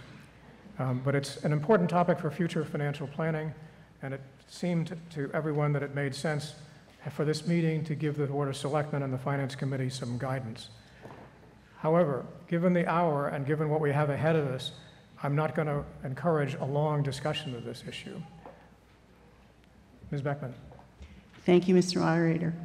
Hi, everyone. So tonight we're talking about some guidance for us. We're completing a master plan process that we've been working on for the last 3 years, which will help inform and give us the roadmap on spending, on issues around infrastructure, on issues around land use, economic development. This is basically the blueprint for what we'll be basing our policies, budget, and spending on in concert with the work with the Finance Committee to identify how and what we need to spend our money on to keep our community in the kind of place that we want it to be. The fundamental question here is, we have a short-term issue with financial pressures, as we've talked about tonight, and we need to be able to look at our operational efficiencies as well as our long-term planning. This goal of looking at regionalization as an option looks at the chance for us to share services, to partner with other communities. The example of using the sewer treatment, possibly partnering with Beverly, is to give us an opportunity to really explore some of those issues in detail so that we can come back to you, you can consider them and vote appropriately. It's a time-intensive task. We wanted to check beforehand with the committee and with the town to see if this is something that you would consider.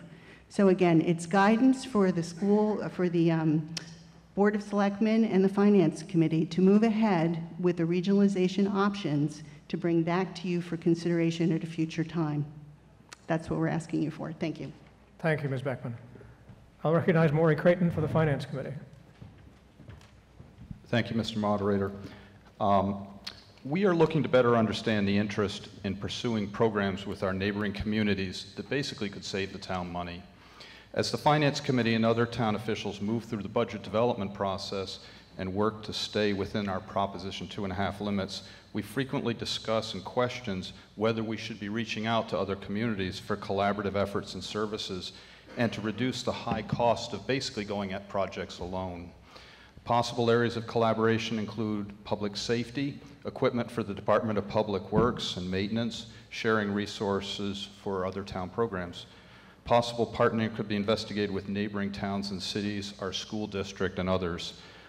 This article basically gauges your level of interest in regionalization efforts. Thank you, Mr. Creighton. Discussion. Yes, sir. Mr. Gates.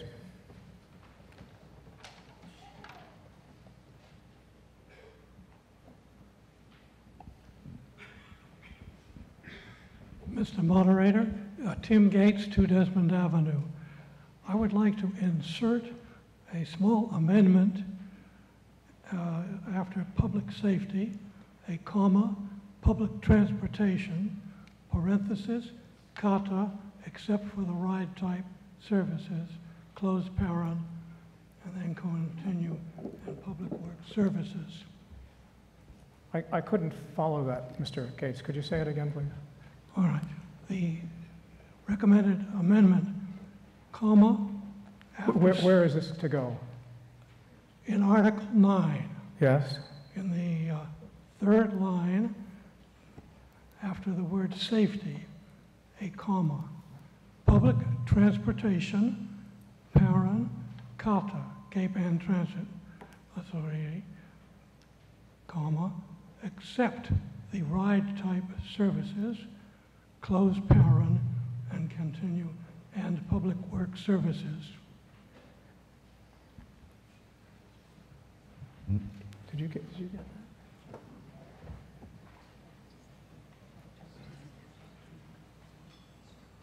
So public transportation, what came after that? Just go very slowly, because I'm having trouble hearing you. And open the parenthesis, CATA, C-A-T-A, Cape Ann Transit Authority, comma, except the ride type services, close the parenthesis, and carry on with and public work services. All right, so let me see if I have this right. You would insert after the words public safety, public transportation, parenthesis, Cape Ann Transportation Authority, except the ride type services, close parenthesis. Is that right? Thank you. Is that seconded? It's seconded. Further discussion? Mr. Meal.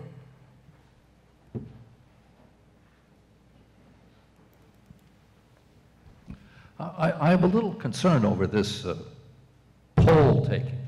It seems to me that the selectmen and the finance committee should be coming to us with a thought about whether regionalization makes sense. And I have a little concern that if we take this vote tonight, we prematurely shut off, if the vote is negative, the analysis and the looking at whether a regionalization makes sense. But I would have thought you would have had a recommendation to come and say, you can vote on it tonight, but we think it makes sense. But I guess you're not sure. Mr. Keogh.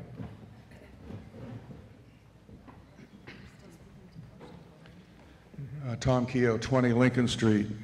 Mr. Meal, I believe if you, through you, Mr. Moderator, I believe if you look at Article number 9, it says at the bottom, per petition, the Board of Selectmen, the Finance Committee recommends approval.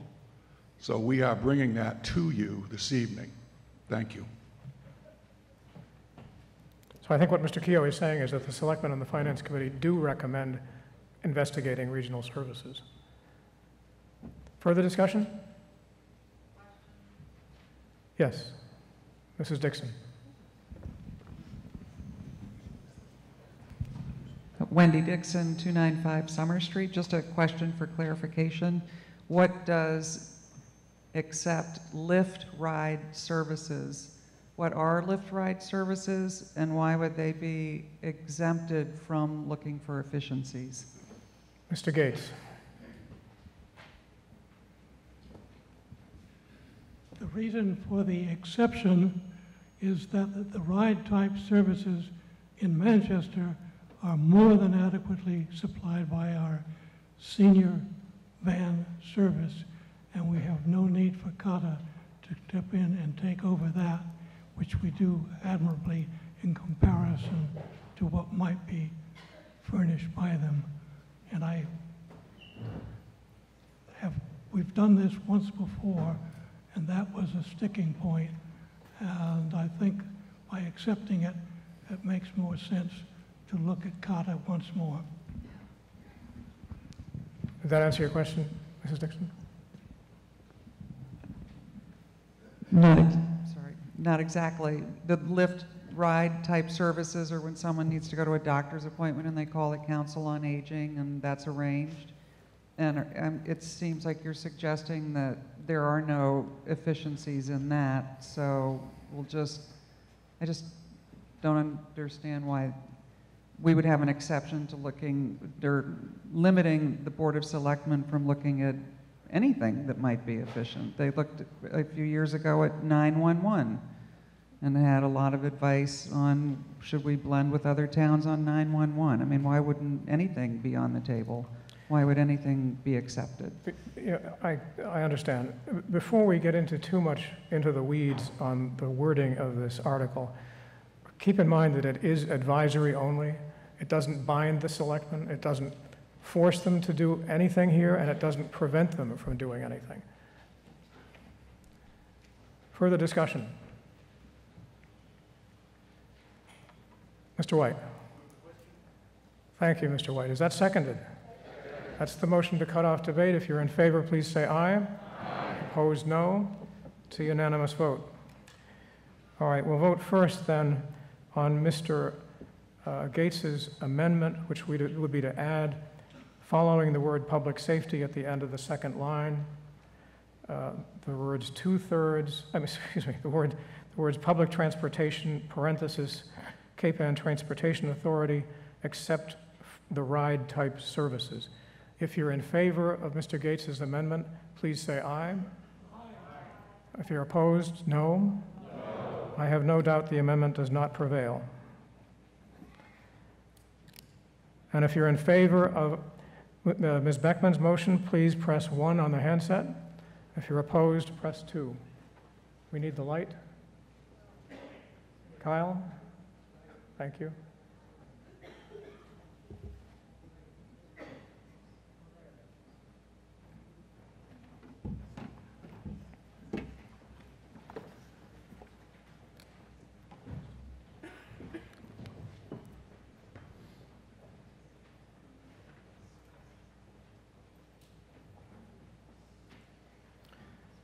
Motion prevails by a vote of 232 to 26.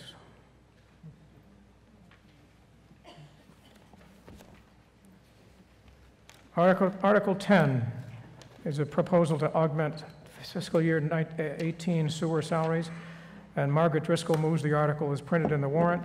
Tom Kehoe seconds the motion. Finance Committee and Board of Selectmen both recommend approval. Remarks, very briefly, Mr. Federspiel. So this is to supplement the existing year's budget in the sewer department, and we need an additional $15,000 to cover salary expenses due to having an employee who was injured off duty but had sufficient time that we continued to pay, and we had to backfill that position. So it's as simple as that. Thank you. Is there discussion? Yes, ma'am. Mrs. Sullivan. I just have a question as to why you can't just ask the people who have sewer and raise their rate a little bit, why the town is, because my understanding is that a lot of the sewer expenses are paid for by the people who use the sewers. I'm sorry, I should have explained that. It is coming from the sewer retained earnings. This is not coming from taxation, this is coming from the fees that were collected in the past. So Well, it is then, why does it say taxation? Does it not? It doesn't say taxation. Okay. Raise and appropriate transfer from available funds, and the motion is to transfer $15,000 from the sewer enterprise retained earnings. Okay, Well, so that's actually, not that was my- discretionary, right? That's from the sewer fund. Excuse me, that was my mistake. I said the motion was to move the article as printed, and I should have said move to transfer from sewer retained earnings. Sorry about that.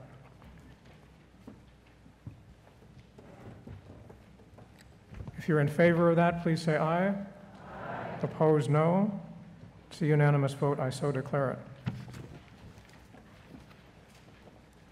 Article 11 is to supplement FY18 water salaries with $17,000.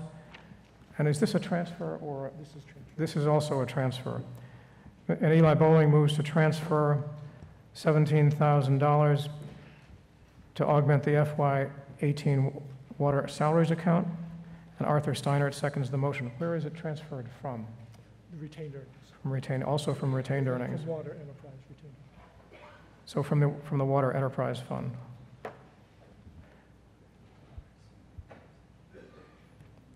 And the Finance Committee and the Board of Selectmen both recommend approval. Remarks, Mr. Federspiel. So similarly, this is to supplement this year's budget, and this is to account for the number of water breaks that we continue to have. We continue to average about a break a month. We hopefully will gain on that as we replace pipes, but we're still in the process of catching up. So these dollars are to cover the overages in the overtime budget to fix these repairs, or to fix the breaks. Thank you. Is there discussion? If you're in favor, please say aye. Aye. Opposed, no. It's a unanimous vote.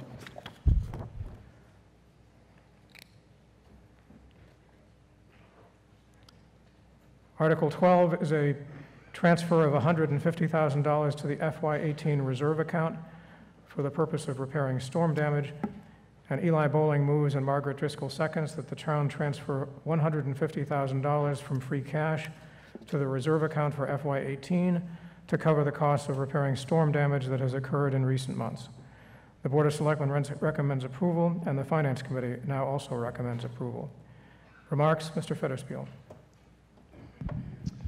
So this is putting more money into this year's reserve fund so that if we need to move forward with repairs on our own, we have some dollars to do that. So right now we are estimating that we have about $400,000 worth of repairs to various seawalls and roads that occurred over the last month or so with the various storms. Seawall on Boardman Avenue, the revetment at Singing Beach, and White and Black Beach. Those are the main areas that suffered damage. So this $150,000 would help us undertake some emergency repairs. We continue to hope that the federal government will declare these storms a disaster and that we would be eligible for funds. We don't know that yet. We are submitting all of our estimates to them as they accumulate the various damage reports from all of the towns. And once the declaration is made, then we would be eligible. Even if there are dollars made available, there is a matching component, typically 25% is needed from the locality, and the feds kick in 75%. So this is why we are requesting these dollars now. Discussion.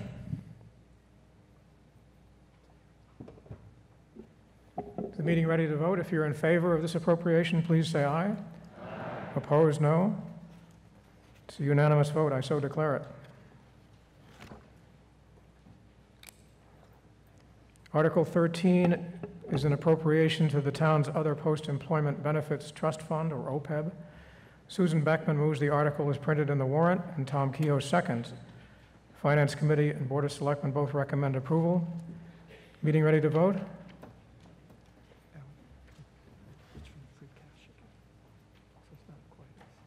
I'm sorry. The motion is to transfer from free cash, not to raise and appropriate. So this is a transfer from free cash.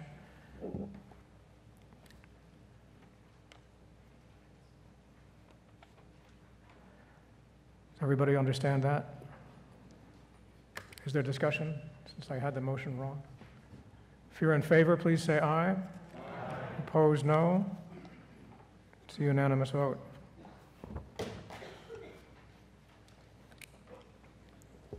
Article 14 is a proposal to accept the provisions of General Laws, Chapter 44, Section 53F and 3/4, to establish a special revenue fund.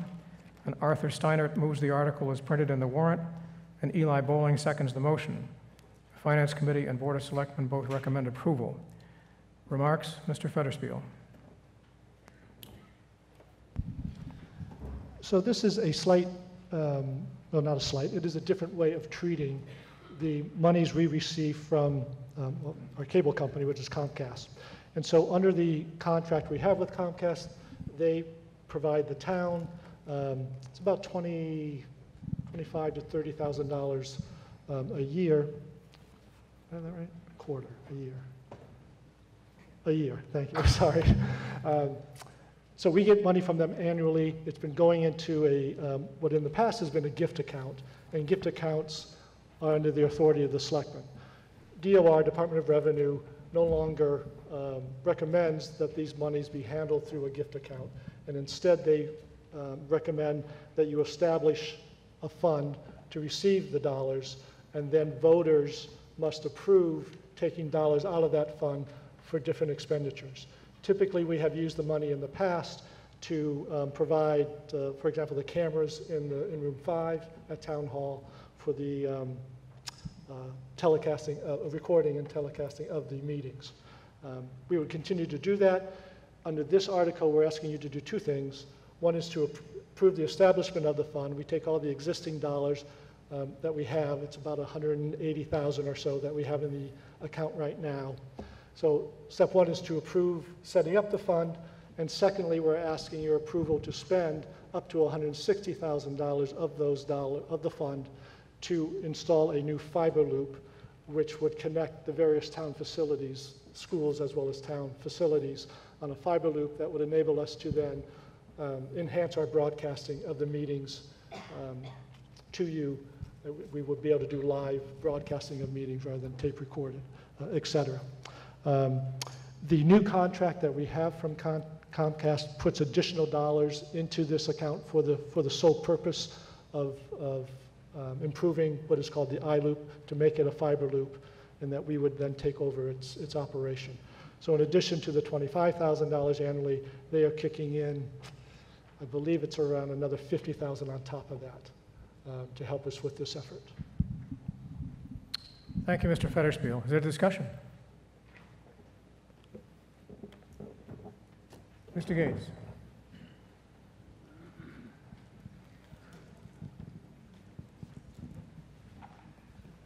Tim Gates, 2 Desmond Avenue. The proposed expenditure is really a Article 5 item to be paid for by general taxation or other town taxes. It is not anything in direct support of cable subscribers who pay a monthly fee of 3.25% on their bill. 2% goes straight to K-PAN TV. No questions about it. That is quote-unquote big purposes. The diversion of this real trust fund by the fiduciary duties of the Board of Selectmen is something that shocks me, that a deliberate violation of federal and state law, and this Article 53F and 3/4, which I've read, and supports the federal and state rules and regs that these monies are only to be spent for PEG purposes, not for town general tax expenses. And what they're doing is taxing all the cable subscribers in town retroactively and not providing them with real PEG services. Yes, they spent $25,000 more or less to do room 5, $6,000 for a camera kit, and that's all they've really spent to support PEG purposes. They've just been accumulating this money and not using it for what they should be doing. And I recommend striking all the last sentence after the 53F and 3/4. This is an amendment, starting with the word "and further" and ending in "programming," semicolon. It does nothing for PEG programming. A LAN network is an entity exercise to improve communications between the buildings of the town and is a tax item, not a PEG purpose. Mr. Gates has asserted that action under Article 14 under the motion would violate state and federal law, and I'd like to ask Town Council to comment on that.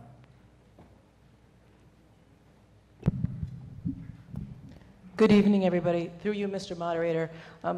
State law specifically allows in the statute that you're asked to accept tonight to establish this separate special revenue fund, allows for the expenditures, and I'm just going to read it to you, support of public educational or governmental access cable television services as one of the items.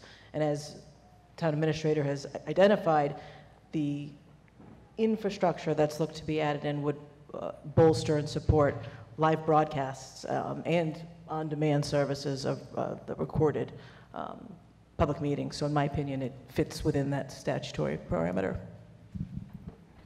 Thank you, Ms. Randazzo. I should have introduced Town Council. This is Michelle Randazzo.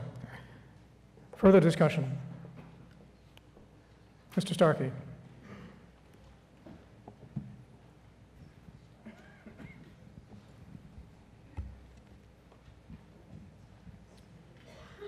Jim Starkey, 13 Tux Point Road. Still a very nice road. I am at a loss to understand why the town would want to get into dedicated fiber optic cable when standard commercial cable internet service gives all the bandwidth you need for multiple streams of HD video. It just makes no sense to me at all. Thank you. Mr. Federspiel.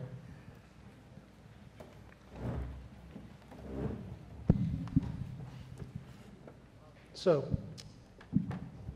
I am trying to think of the best way to respond. The current iLoop that we have is antiquated. I'm not a technology person, so I'm struggling to answer your question intelligently. The current iLoop I know is not working well, and Comcast is basically not allowing an upgrade to that on their dime. So they agreed to give us money to upgrade it, but they want to wash their hands of it, in essence. If Steve Quietek was here, I would call on him to help me out because he has helped with this process. I do have the proposal with us to, that we have from one of the contractors to install the loop. The fiber loop has the advantage of that we could also use it for other purposes in terms of communications between the buildings. It may also be beneficial to us longer term in our public safety communications, both with public safety and DPW. So I don't feel like I'm answering your question very adequately. And my basic summary is that the current infrastructure that we have is inadequate and is failing, and that we need to do something to it to improve it. Relying on the Comcast lines is not something that they are willing to allow us to do over their network that they own. And so they are insisting on the new loop. Ms. Irvin. Ms. Irvin has moved the question. Is that seconded? All in favor, please say aye. Opposed, no. Have no doubt it prevails by more than 2/3. And if you're in favor of acceptance of General Laws, Chapter 44 and Section 44, Section 53F and 3/4, and of this appropriation from the fund that it would create, it's a majority vote to accept the statute and also a majority vote on the appropriation. If you're in favor, please press 1 on the handset when the light goes on. And if you're opposed, press 2.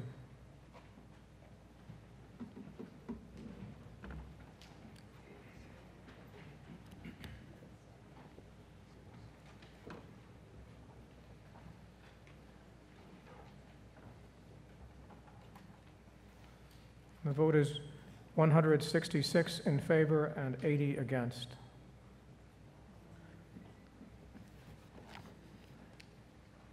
Article 15 is a requirement under General Laws, Chapter 44, Section 53E and a half, where it requires that we annually set the limitations on expenditures from the Parks and Recreation Revolving Fund.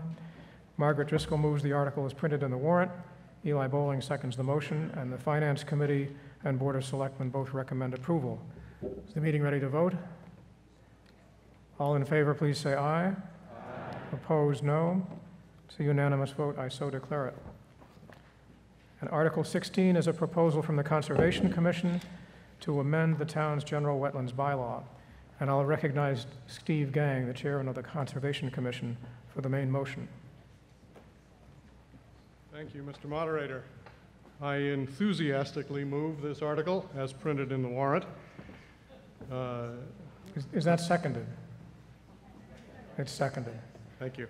And I'll just mention that the Finance Committee takes no position on this article, and the Board of Selectmen now recommends approval. Remarks, Mr. Gang. Thank you. Just take a moment and think about your appreciation of the beauty of Singing Beach, the cliffs at the end on Eagle Head. Think about Cedar Swamp, Dexter Pond, the trails through Long Hill and Cat Brook running alongside them, Millstone Hill, Black and White Beach, the Winthrop Tract. I could go on and on. We're incredibly lucky, and I suspect most of you are grateful, even if you don't appreciate these unspoiled natural beauty. It's interesting to me that much of this beauty is connected with wetlands, and wetlands are the province of the Conservation Commission. For the past 6 years, I've been on the commission, along with some longer-serving colleagues. I've been the chair for the last 3 years. And our role is protecting those wetlands, and it strikes me that our jurisdiction is probably only about 5% of the land in Manchester. It's the coasts, the lakes and ponds, the streams, and the marshes, freshwater and saltwater. But it might be 3/4 or 80 or 90% of this unspoiled beauty, which is therefore very important to us. What we're proposing tonight is to protect that unspoiled beauty where it still exists.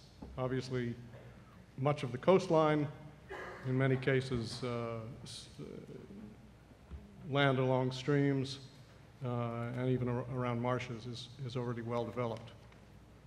But we believe that if you add to the list of protections we offer to the wetlands, this one called unspoiled wetland scenery, that we'll be able to deal with cases that we see not very often, but regularly, 1 or 2 times a year. We see a case, a project brought to us, sometimes by a public entity, sometimes by a private entity, private individual, that asks for something that is difficult for us to decide. It's a close question, except that one aspect of it is that it'll be really noticeable in what would otherwise be unspoiled land. Good illustration is the cell towers that the MBTA has proposed to put up. One of them would be right in the middle of the salt marsh off Boardman Avenue around Chubb Brook. It's a relatively small intrusion into the wetland, they argue. Doesn't require a lot of construction, However, it'll be a 60 to 80 foot tall monopole in the middle of what most people would agree is an unspoiled vista. And that's the kind of project that we think you here in town would like us to consider and review in terms of what it does to scenery. Mr. Gang, excuse me, but you've gone well over 2 minutes already. I And apologize. you didn't ask me for more time. How much more do you need? Just another minute, I think. Try to wrap it up quickly. Thank you. At any rate, we've been working on this for about 18 months because it is difficult to write this language without becoming kind of the beauty police of Manchester, which we're not interested in doing.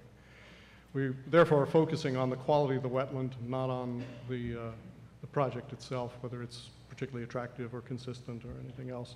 And we have designed regulations that will make it clear that this does not expand jurisdiction, same kind of properties that we've always considered, that it'll focus only on unspoiled scenery, that it will benefit the general public and not the neighbors, and that it will create some very clear standards and processes so that we can be rigorous and consistent and objective about something that could easily become a subjective matter. So we would welcome your support. Thank you. Thank you, Mr. Gang. I'll recognize Eli Bowling for the Board of Selectmen. So the Board of Selectmen recommends approval of Article 16 at this point. The Conservation Commission worked over the past year to develop a set of clear regulations that they intend to put through a public hearing after town meeting to govern CONCOM's oversight related to Article 16. Residents will have a check and balance that they will have the ability to withdraw this authority at some point in another town meeting if those regulations are not sufficiently clear or objective. And the board sees that there's value in preserving our vistas, so that we recommend approval at this point. Thank you, Mr. Bowling. I'll recognize Arthur Steinert of the Board of Selectmen, who has a minority view. There are no questions or concerns with the mission of CONCOM or the intent of this measure, particularly coming from somebody who spent more time with the MBTA than I would like. But it's the opinion of the minority of the Board of Selectmen that the terms used in the proposed language seem too open to interpretation and too broad for an independent commission to have in town. There are existing local and state regulations protecting wetlands.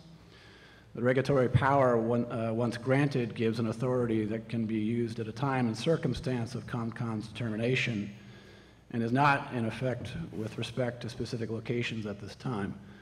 The lack of specific application and use of this authority is a concern to the minority. This is not viewed as a question of the merits of conservation efforts and more a question of town regulatory authority. Thank you, Mr. Steinert. Discussion.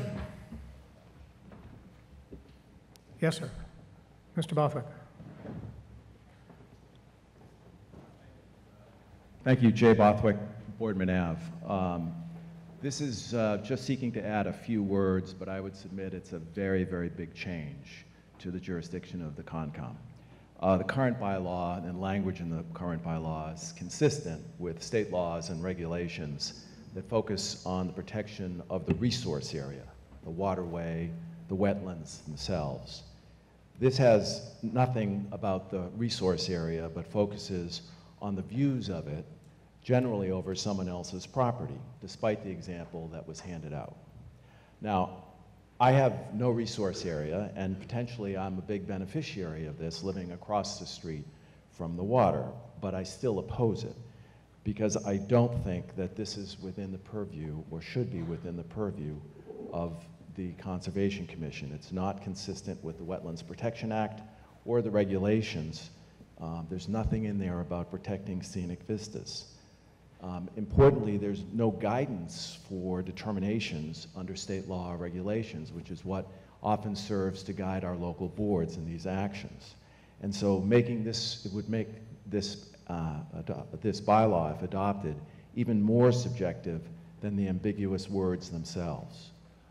I don't think that our volunteer boards, despite their best efforts, we are best served by having them make subjective determinations that are very difficult, especially in a small community like ourselves. And if you think that this ultimately is a good idea, I would suggest that this is something much more suitable for the planning board and zoning.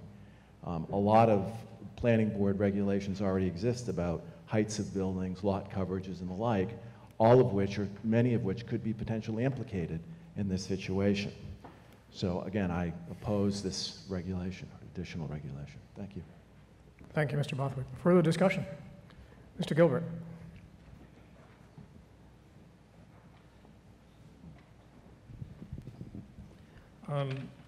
Gary Gilbert, 11 Magnolia Ave. It's a noble effort to want to protect our wetland scenery, but the Conservation Commission's proposal is too vaguely worded and will potentially have huge undefined impacts on much of the town. More than 5% of the residents in our town are affected by the 5% of wetlands they're referring to. Many of us live near wetlands, vernal pools, marshes, waterfront areas, which could be prohibited from doing even the slightest bit of construction, like putting in a fence or a chicken coop. There's wording in this sentence about cumulative effects of construction. Every addition or kitchen, expansion, master bedroom, or even a driveway could be prohibited by this language. The Concom states they'll clarify it later with rules and regs that they're going to pass as a committee, but I think that we should know about them before they potentially have greater impact. Though I'm sure the current Concom is well-intentioned, boards change hands over time, and we have no idea how some future board may choose to interpret such an unclear piece of legal language. The better way to accomplish this is for the town to conduct a comprehensive analysis of the town, define where our important view corridors are, what are the scenic coastline areas, our scenic wetlands, our vernal pools and marshes. Then as a town, once we know what and where we want to protect, we then write specific fair laws to control the growth there. The planning board and the zoning board are the boards that for 70 years have been regulating views through the language of the special permit regulations. They're more the experts on view regulation, and this should fall under their jurisdiction. They are the boards that should be involved in this type of town analysis and regulation. Though it's a noble goal, passing this law will potentially have huge implications throughout the town, and I encourage you to vote against it. Thank you, Mr. Gilbert. Further discussion?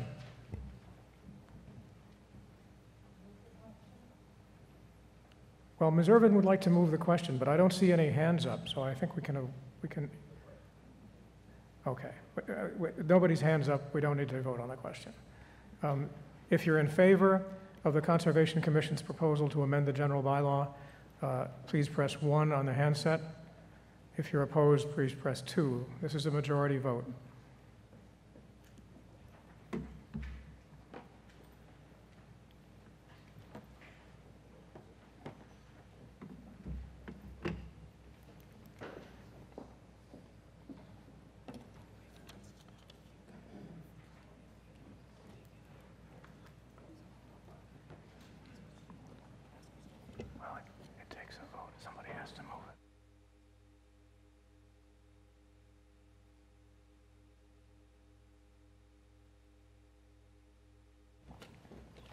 Excuse me. Sorry for the interruption. The vote is 52 yes and 202 no.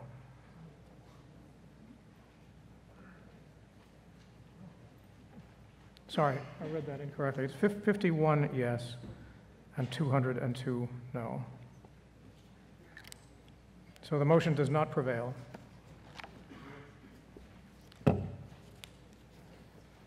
Okay. Articles 17 and 18 and 19 all relate to the regulation of non-medical or recreational marijuana. And because they're related, I'm going to allow discussion of all three together, but we'll vote on them separately. The requirements that apply to each of these articles differ and can be somewhat confusing.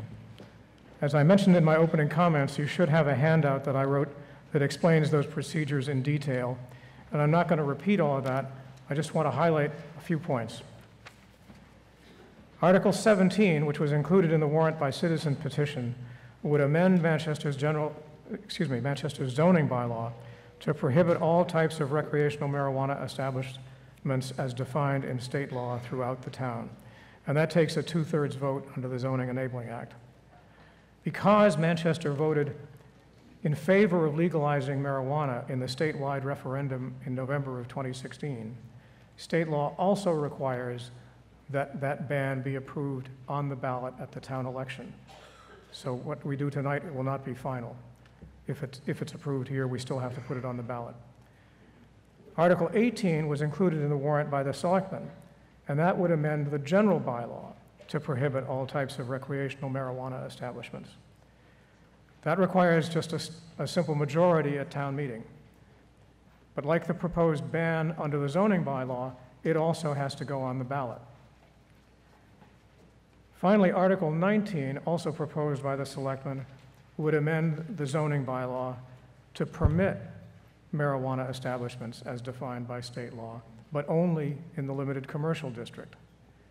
Because that one would allow the establishments that state law permits, it does not have to go on the ballot, but it does take a 2/3 vote to amend, like any zoning bylaw amendment tonight. Finally, all bylaw amendments, zoning or general, have to be approved by the Attorney General. So you can see we've got a bunch of hurdles to get over to get any one of these things on the books. So we'll go to Article 17 first, and as I said, excuse me, Ms. Wilson?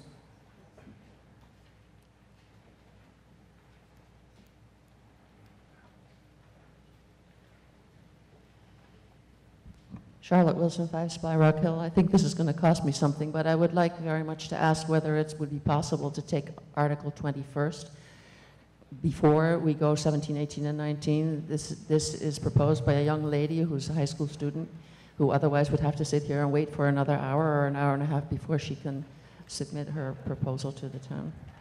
Well, our bylaw provides that we take the articles in the order in which they appear in the warrant, unless the meeting votes by majority vote to take them in a different order.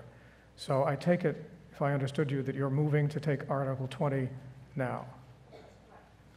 Is that seconded? It's seconded. If you're in favor of taking Article 20 out of order, please say aye. Aye. Opposed, no. It's a unanimous vote to take Article 20 first. Thank you, Ms. Wilson. Okay. And Mary Palermo moves and Adele Irvin seconds that the town transfer from free cash $1,000 for the purpose of supporting Flowers for Freedom, a community service project that places carnations on all veteran graves in town cemeteries for Memorial Day. And the Finance Committee recommends approval and adding this amount to the Memorial Day account approved in Article 4, that's item 82. And the Board of Selectmen now recommends approval. And I'll recognize Faith Palermo, who is not a voter, but has my permission to speak on this article. Faith. Do you want to speak from there, or do you want to go to the podium? Okay. Hello. My name is Faith Palermo. Just to begin, I would like to thank all past and present service members here today. I believe that I speak for everyone in this room when I say that we appreciate all that you have done for our country and our town. Thank you very much. Last year, I led a project that got 3 carnations, red, white, and blue, on the graves of all the veterans that are in Manchester. Fundraising this project was difficult. With the limited time that students have between school, homework, and community service, it was hard to find time to fundraise. This statement is becoming more and more true as my high school year continues. Fundraising efforts for the upcoming Memorial Day have been difficult, to say the least. I will be graduating in the spring and do not want this project to become something of the past. Manchester veterans deserve to be respected. As for the implementation of this project, it will be arranged by a group of students in the high school to place all the carnations on the graves. Maintaining the infrastructure of our town is essential. However, an aspect of our budget should relate to the size of Manchester by the Sea. The sense of community that is present in and necessary to towns the size as ours, especially in New England, would increase with the passage of this article. With the beginning of this meeting, a gentleman requested us to all give thanks to those around us. In conclusion, I invite you all to manifest this sentiment of gratitude through the respect of those who have served. Thank you all for your time.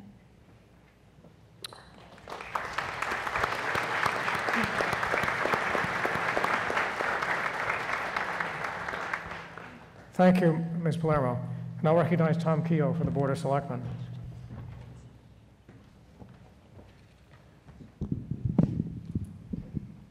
I will say one thing that after sitting on the front table for 12 years, number one, I appreciate your thank you, but this is the only time I believe the Finance Committee has recommended an expense and we were questioning it. After this evening's vote, the Board of Selectmen is recommending a $1,000 expenditure for this year for Freedom Flowers. The board wishes to see the Freedom Flowers organization set plans for the future so this can continue. The expenditure in this appropriation is dependent upon the plans for the proper distribution of the flowers with Freedom Flowers and hopefully working with the Legion Post when they distribute the flags to the graves. So the Board of Selectmen are in favor of this and recommend it to you. Thank you, Mr. Keogh. Further discussion? If you're in favor of the motion, please say aye. Aye. Opposed, no. It's a unanimous vote. I so declare it.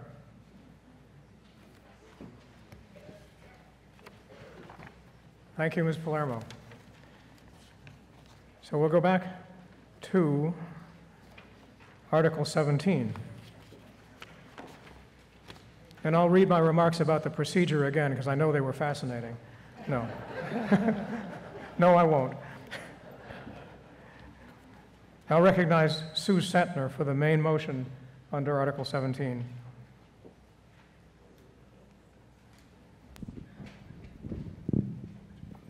Thank you. I move the article as printed on the warrant.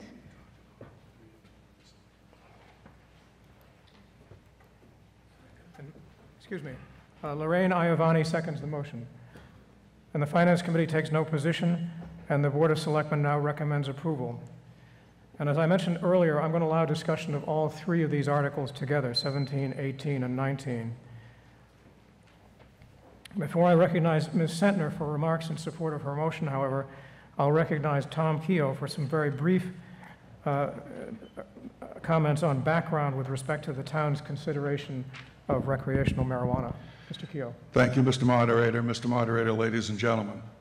As the meeting takes up three articles, 17, 18, and 19, on regulating recreational marijuana this evening, I'd like to take 1.5 minutes of your time to explain how the town reached this position. That was a negotiated number, by the way. Thank you. In November 2016, the Commonwealth of Massachusetts and the town of Manchester both voted to legalize recreational marijuana. The vote in Manchester was 1,813 yes, 1,771 no in favor of question 4. The bill, approved by the voters, was amended and then rewritten by the legislature and was signed into law by Governor Baker on July 27, 2017. As of that date, the Cannabis Control Commission had not been appointed, and therefore the regulations that needed to be worked on and written by the Cannabis Control Commission had not been written. Cities and towns across the state were given the opportunity to pass a temporary moratorium on recreational marijuana facilities.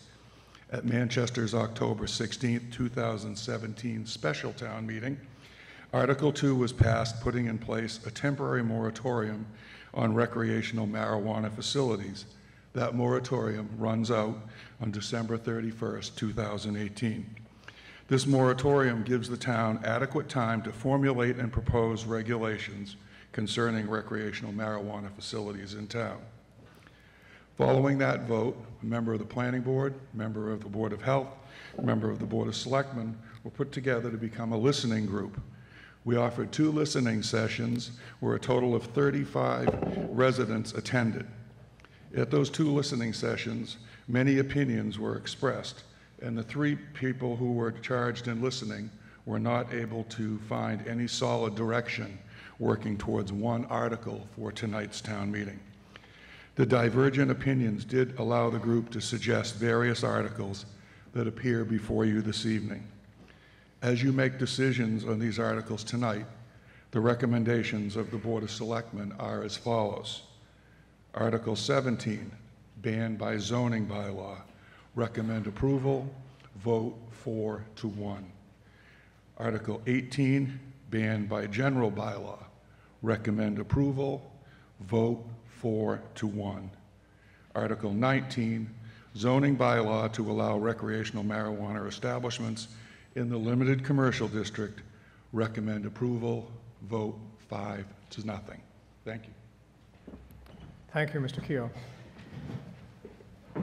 One other procedural aspect of this, which I want to mention, the Zoning Enabling Act requires, as a precondition to action by town meeting on zoning bylaw amendments, that the planning board hold a hearing and make its report to the town with recommendations.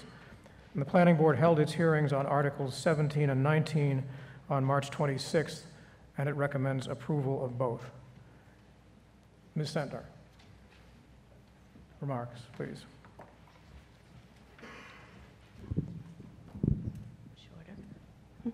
Good evening, and thank you to the moderator, town leadership, guests, and fellow citizens for the opportunity to share my comments this evening. I am asking for your support to ban non-medical marijuana establishments as outlined in Article 17. As noted in the handout prepared by our town moderator, Article 17 was initiated through a citizen petition. It reflects a concern that allowing retail establishments in our town could alter its quiet and unique small town character that those who live here value and hope to protect. The article also reflects a concern for the potential risks associated with making marijuana products more accessible within the small footprint of our community. We know that Mass residents voted 54 to 46% in support of question 4 on the November 2016 state ballot, as Tom referred a few moments ago, to legalize marijuana for recreational use, and that Manchester residents voted 51 to 49% to legalize. We also know that many communities, including our neighbors, are still trying to determine their course of action and whether to enforce a ban or restrict these establishments to a limited commercial zone. There are many reasons for this because there is a lot at stake. Fortunately, there is now more research available on marijuana, which is helping to inform decisions about its safety for recreational use, its impact on communities, as well as lessons learned from states that have legalized. Even though we have legalized as a state and a town, we can still consider the risks and impact on our own small community and be proactive. Our community has historically demonstrated that it cares about the health and safety of its citizens of all ages. It has also demonstrated that it cares about preserving its unique heritage, character, and natural resources. Let's reduce the risk to our citizens and preserve the unique character of our community by voting to ban retail marijuana establishments. Let's all choose a healthy and safe community and help to ensure that it will stay healthy and safe into the future. A vote to ban will not alter the outcome from the November 2016 ballot initiative, nor will it affect the medical marijuana program that is currently in place through law. Thank you. Thank you, Ms. Sentner. And I'll recognize Eli Bowling for the minority view of the selectmen.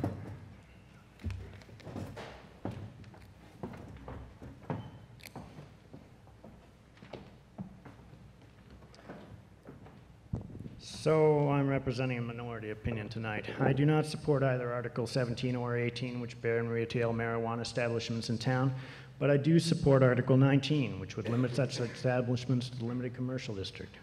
Many comments that I have heard from proponents of Article 17 and 18 have made arguments that have their basis in safety concerns, or come from the perspective that marijuana should never have been legalized in the first place. The legalization of marijuana in Massachusetts at the state level introduced an impaired driving issue that the police have to deal with regardless, but this would not be affected by a retail establishment in town. Some have made the argument that a ban would reduce the availability to people below age. This argument doesn't really make sense to me. Anyone of you who have bought alcohol at Crosby's knows that you are carded every single time. Kids working the registers never touch the bottles even to move them if they are not of age. The notion that kids will be buying alcohol there is not realistic. If they get alcohol from the market, it's because some legal adult purchased it and either provided it or failed to notice when it was taken. The controls would be even more strict in a retail marijuana establishment. Thus, a ban would only limit underage access if it limited access in general by legal adults. That's not a realistic proposition, as realistic retail establishments are already legal in some neighboring municipalities. Limiting retail marijuana to the limited commercial district would likely have the effect of stopping any near-term retail marijuana in town. There is no realistic location there at present for such a venture, and it would be some time before infrastructure could exist. So Article 19 would give the town control over retail marijuana establishments, but would not altogether foreclose on them or the revenue they might bring to the town. Expanding our commercial base in town is a priority that many residents have noted, and leaving options open seems wise to me. Marijuana was legalized in Massachusetts only after an arduous grassroots effort to put a citizens' referendum on the state ballot. It was passed by a wide margin in the state, with the result that the state legislature was basically forced to deal with the issue. Until that point, they had preferred not to consider it. I believe that banning retail establishments in Manchester simply continues an avoidance of the issue, rather than articulating solid control over it, and I do not believe a ban is in the long-term interests of the town. If marijuana sales are to be banned in town because they represent a cultural mismatch for the town, I have yet to be part of a debate where the details of that mismatch have been articulated. I do not see the point in a ban when we have the tools to exercise good control over the retail business. So I ask you to vote no on Articles 17 and 18 and yes on Article 19. Thank you, Mr. Bowen. Further discussion? Yes, sir.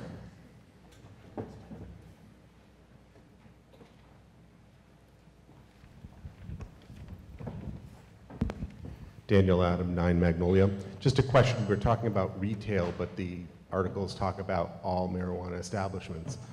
Is there retail and grow facilities? Grow facilities are retail, or I just would like clarification. Mr. Kehoe.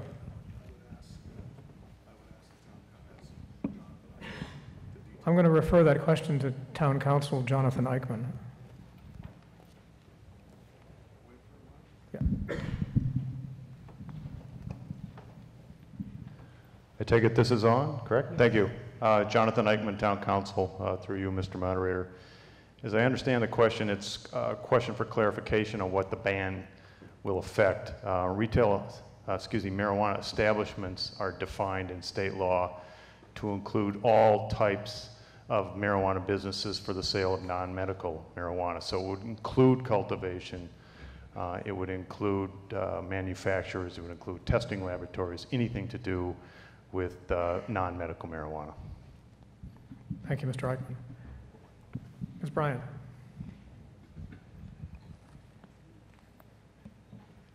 Alida Bryant, 57 Old Essex, still. And also need just a clarification. Under the definitions, 6.19.3, at the very bottom of page 35, it mentions that nonprofit entities would be registered. And that, for me, raised the question of exactly how we might be the beneficiaries of revenue from marijuana establishments in the limited commercial district. What kinds of revenue would we be receiving? And in fact, one person mentioned to me today the possibility of actually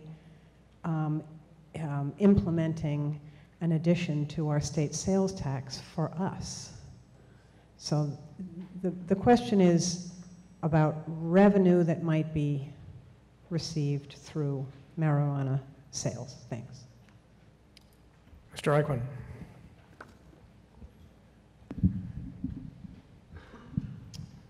Again, Mr. Moderator, through you, John Eichman. The revenue anticipated through the sales of non-medical marijuana would primarily come through a an excise tax this town would vote to approve. It can be up to 3% of sales at retail establishments only. There's no provision in state law for an excise tax on medical marijuana at this point in time. Obviously, there would also be opportunity for property taxes to the extent that they would apply. Thank you. Yes, Ms. Iavani. Would you wait for a mic, please? Thank you, Mr. Moderator. Lorraine Iovani, 28 Pine Street. I've been working closely with Sioux Center over the last couple of months. We've collected a lot of data, and I'd like to make a statement, very brief. I am supporting the citizen petition to ban recreational marijuana, THC, sales in our town in the interest of public safety and welfare. On March 15th, 2018, the National Highway Transportation and Safety Administration launched a call to action initiative in response to a national problem to combat drug-impaired driving. It makes drug-impaired driving a top priority to ensure that, quote, all U.S. roads, communities, families are safe from impaired drivers, even as a national opioid epidemic affects our communities and increasing number of Americans now have access to marijuana, end quote. The NHTSA states that the consensus is that marijuana, quote, increases crash risk by 25 to 35%, end quote. And about 22 million Americans use marijuana. So you can see our roads aren't safe. While we cannot control impaired drivers everywhere, we can tonight revisit this issue for our own community as new data from the federal government emerges, becomes available, which was not available when many of us voted yes on the state referendum in 2016. As a resident of Manchester, I enjoy walking almost every day. I look out my window and I see runners, I see bikers, I see parents strolling their children, residents walking their dogs, young kids in groups heading downtown. Placing a recreational marijuana shop anywhere in our town, including in the limited commercial area, will undoubtedly increase the number of drivers that drive impaired in our town. Some will argue that the train has left the station and it's just too late. However, tonight, we can at least slow the train a bit to reduce the safety risk to everyone as we learn more about how to keep us safe and on the roads and sidewalks by learning from the federal government, the new task force, and also by learning from surrounding communities that have no ban in effect. They'll be able to tell us lessons learned. In closing, as Rockport Police Chief Hovarth so aptly put it in the March 28, 2018 Gloucester Times article on recreational marijuana and what it means for Rockport. I'd like to quote it briefly. It's very simple.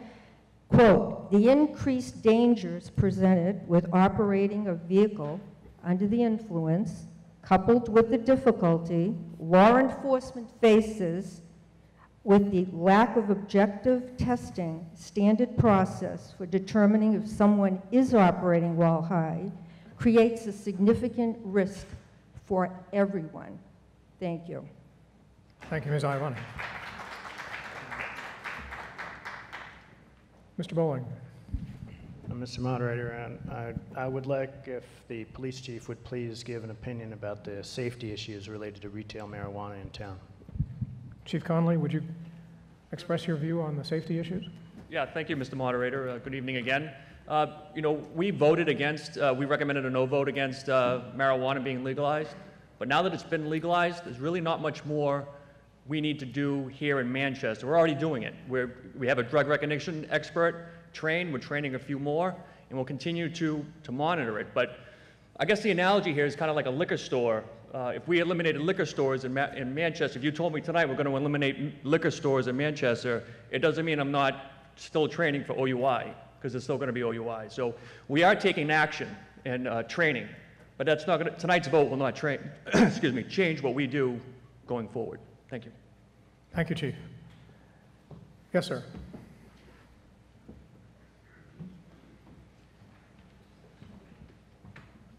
David Baer, 12 Tappan Street. Just want to make a few points, Mr. Moderator. Could you hold the mic closer to your mouth, please? Recreational marijuana is legal in Massachusetts. Manchester voted in favor of legalizing recreational marijuana. Marijuana establishments should be able to locate anywhere alcohol is served or sold. There's really no difference. Possession is not prohibited under any of the articles tonight. If the articles pass, people can go to other municipalities and bring marijuana into town. So that's really not the issue. A recreational marijuana establishment will generate tax revenues for this town. There's up to a 3% excise tax. We need the money. With that said, despite my feeling that they should be anywhere in town, I'm in favor of locating them in the limited commercial district, which is already the case for medical marijuana. And the regulations proposed are very stringent, allow a lot of review and protection of the community. Thank you. Thank you, sir. Further discussion? Yes.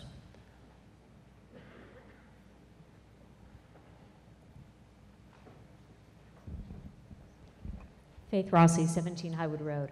I guess my question is, if part of the reason behind this is potentially for an excise tax, what steps, if anything, need to be taken in order to put that excise tax in place? And should that be done at the same time that you're allowing for this zoning bylaw change?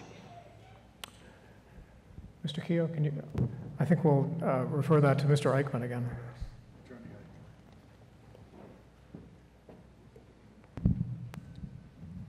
Thank you, Town Council John Eichmann again. It's up to the town and obviously the selectmen when an article like that would be placed on the warrant. It's a town acceptance article. So when it would be placed on the warrant, the town would vote, a majority vote would be sufficient to pass that article to impose an excise tax. So again, it's essentially a policy decision of the town when to do that. It does not have to do it tonight. It can do it at the next town meeting. Thank you, Mr. Eichmann. Further discussion? Yes, ma'am. Yes. Isabella Bates, 2 Masconomo. My father, my brother, my nephew have all struggled deeply with alcohol. We are not talking about a problem that doesn't already exist with a drug that controls and messes up your mind. That's a truth. We have alcohol sold all over our town. It's in the restaurants. We all accept it as kind of like normal. This strikes me a little bit like days of Prohibition, where we tried to ban something and then people went and snuck around and had it anyway. We've voted for it. I really think that we've just got to own up to the fact that people are going to have to learn how to act responsibly. There was a long thing about Mothers Against Drunk Driving, you know, in which people impaired by alcohol shouldn't drive, and they will come up with rules about this. It is a little more complicated, I understand. But I truly believe that all of the dire threats and warnings about pot could just as equally be about alcohol, and that's sort of like not being talked about because it's been normalized, you know? And so we have to grow up about this, I think. I recommend that we move Article 19. Thank you. There was a hand up in the back. Yes, sir. Is it on? Yeah, okay. Andre Kuhnemund, 10 Moses Hill Road. Could you say your name again? I couldn't hear you. Andre Kuhnemund. Kuehnemund. Thank you. Yep. It's more a procedural question. So if either 17 or 18 passes, would that make Article 19 a moot point? Because there was a recommendation for each one of those three to be voted yes on, right? Because if we ban... It would not make it moot for this reason. Both 17 and 18, as I mentioned earlier, have to go to the ballot. So even if we approve them tonight, we can't be sure that they'll be approved at the ballot. So if one is concerned that we have some regulation in place rather than no regulation in place, I think we would want to have 19 in case 17 or 18 fails, or both fail. And all of them require the Attorney General's approval. The Attorney General has said that she will approve zoning bylaw regulation of marijuana and zoning bylaw bans of marijuana. She has not yet expressed an opinion on general bylaw bans, so that's another uncertainty. Yes, sir, in the back, the very back row. John Carlson, 9 Walker Road. This is a question for the chief. In testing for impairment under using marijuana and issuing fines or giving people tickets and pulling them off the road, where does that currently stand and how effective is that? Because I think that comes in a long way with enforcement, local enforcement. Chief Conley. Right, so the question was, where do we stand, if I understand it correctly, where do we stand today with enforcement options? Particularly, obviously, the analogy gets drawn between the breathalyzer and do we have a functional test for marijuana? We don't right now. I know there's technology in the works, but to my knowledge, currently there's no technology that's accepted in Massachusetts court. So we rely on expert testimony. Drug experts, recognition experts, their testimony has some weight. It's not overwhelming weight in these cases, so they're very difficult cases to prove. In terms of enforcement, it would still be the same. I believe this doesn't change. Some of the fine processes for if we have public, someone's consuming on Singing Beach or walking downtown, that doesn't change. My understanding is this law does not change any of that. Does that answer your question? Thank you, Chief. Yes, ma'am. Hi, Miriam Bradford, 128 Old Essex Road. I have 2 questions. One is, if we vote these things down this evening, how, basically, if we vote it down and have an opportunity to see what happens in other towns, then can it come up next year, or is there, how do you get it back on? Is it just a matter of people putting it back on, or do you have to wait a certain amount of time? Mr. Eichmann.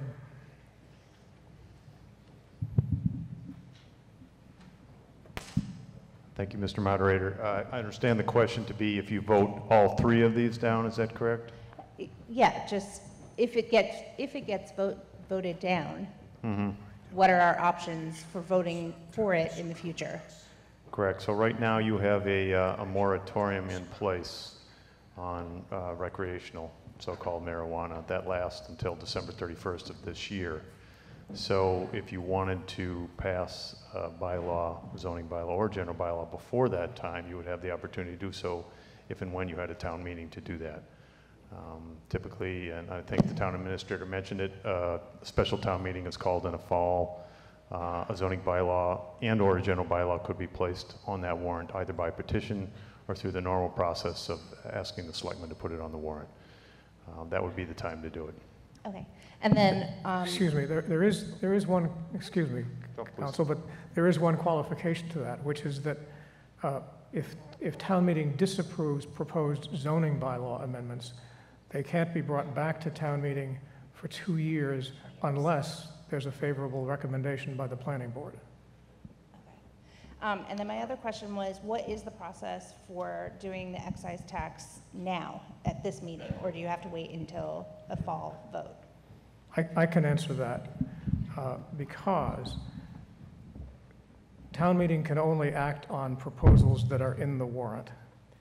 And to amend any of these articles or motions under these articles on town meeting floor to include the excise tax would be something that I would have to rule out of order because they're not within the scope of the existing articles. No voter would have been warned that we might do that.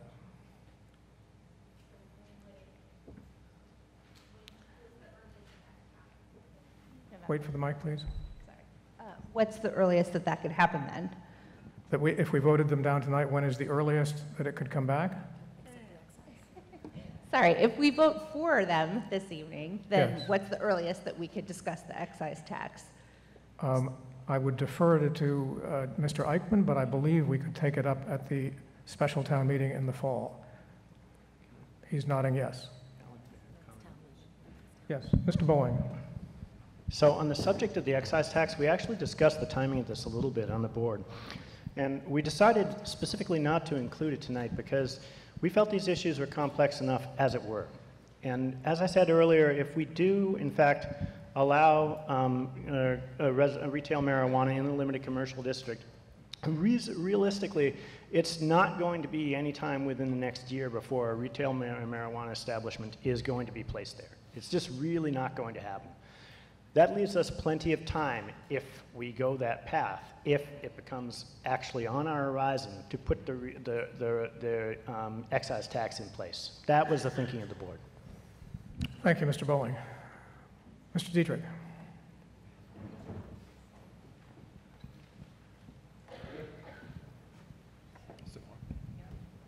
Thank you, Mr. Moderator. Jim Dietrich, 90 Pine Street. I'm also I guess I'm the ranking member on the Zoning Board of Approvals right now, since our chairman just resigned, and I'm now the clerk.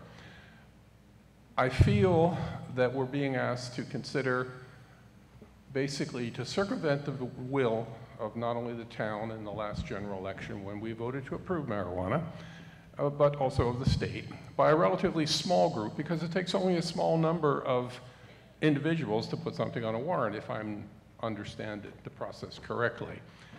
I am not in favor of the first two. I think they do circumvent the will of the majority.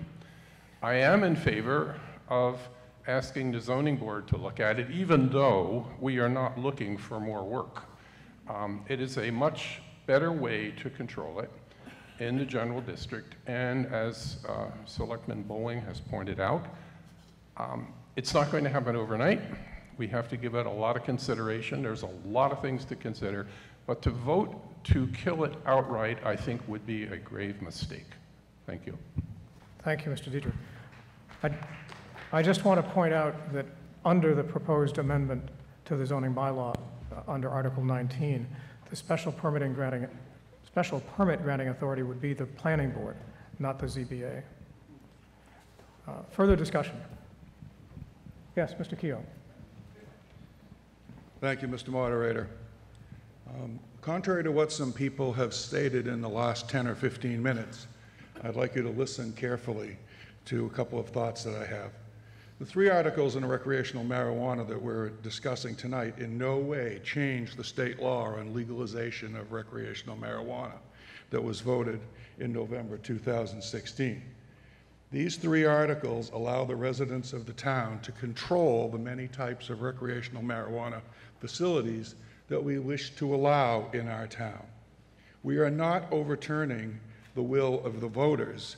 We have the opportunity through the legislative process, which is in the bill, which was rewritten by the legislature from an 11-page bill, which was a citizen petition by the marijuana industry, to a 75-page bill rewritten by our legislature.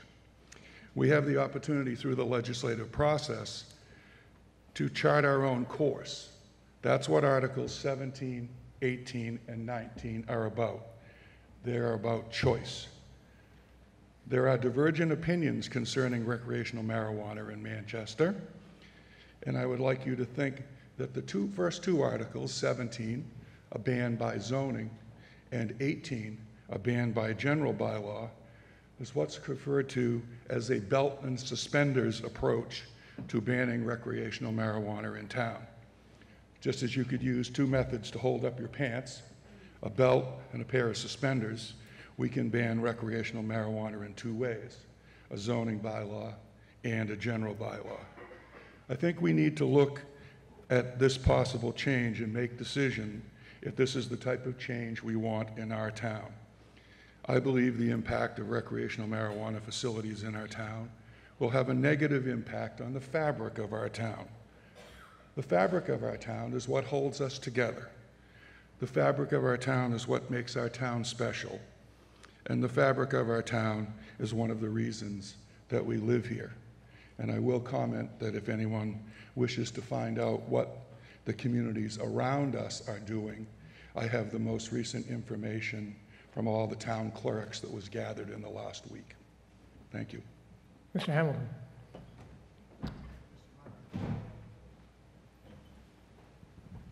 Steve Hamilton, 51 Forest Street. I just want to speak in favor of Article 19. I think, as we've heard many comments tonight, I think we're going to have a diverse opinion on Articles 17 and 18. But I do hope as a community we can all look at the recommendation that was unanimous from our selectmen for Article 19 and support that fully tonight. Thank you, Mr. Hamilton. Further discussion? Mrs. Wood. Mrs. Wood has moved the question. Is that seconded? What we have under consideration right now is just the motion under Article 17, so that's what we'll be cutting off debate on. If you're in favor of cutting off debate on the motion under Article 17, please say aye. Aye. Opposed, no. I have no doubt the motion for the question prevails.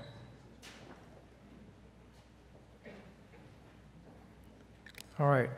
And if you're in favor of Ms. Sentner's motion, which would be to ban recreational marijuana under the zoning bylaw, please press 1 on the handset. And if you're opposed, press 2.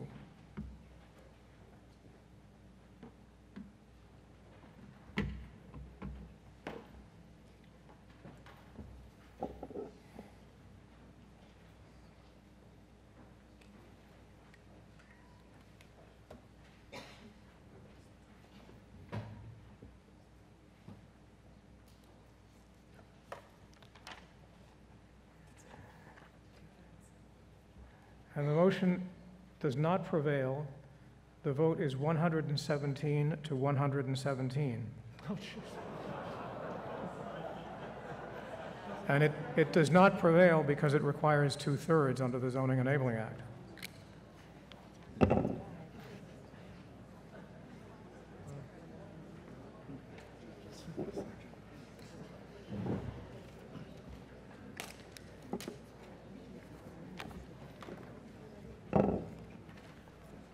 Article 18 is a proposal to amend the general bylaw to ban marijuana establishments throughout the town.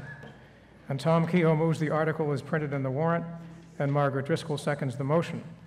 The Finance Committee takes no position, and as Mr. Kehoe has said, the Board of Selectmen recommends approval. Now, this is a majority vote, not a 2/3 vote. Is there discussion under Article 18? Yes.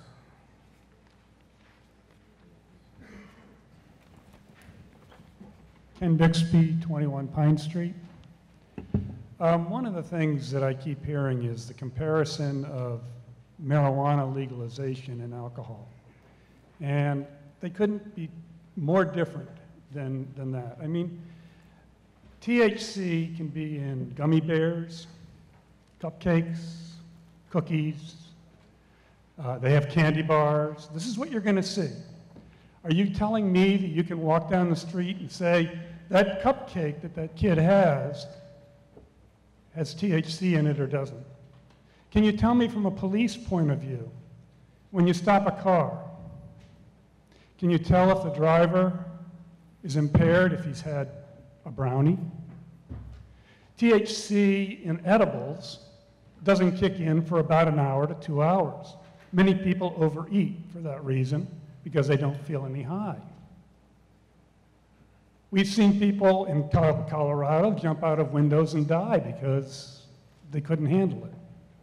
There's a lot of problems going on in Seattle and in California. I just hope that the people in this room realize what they're voting for. Further discussion?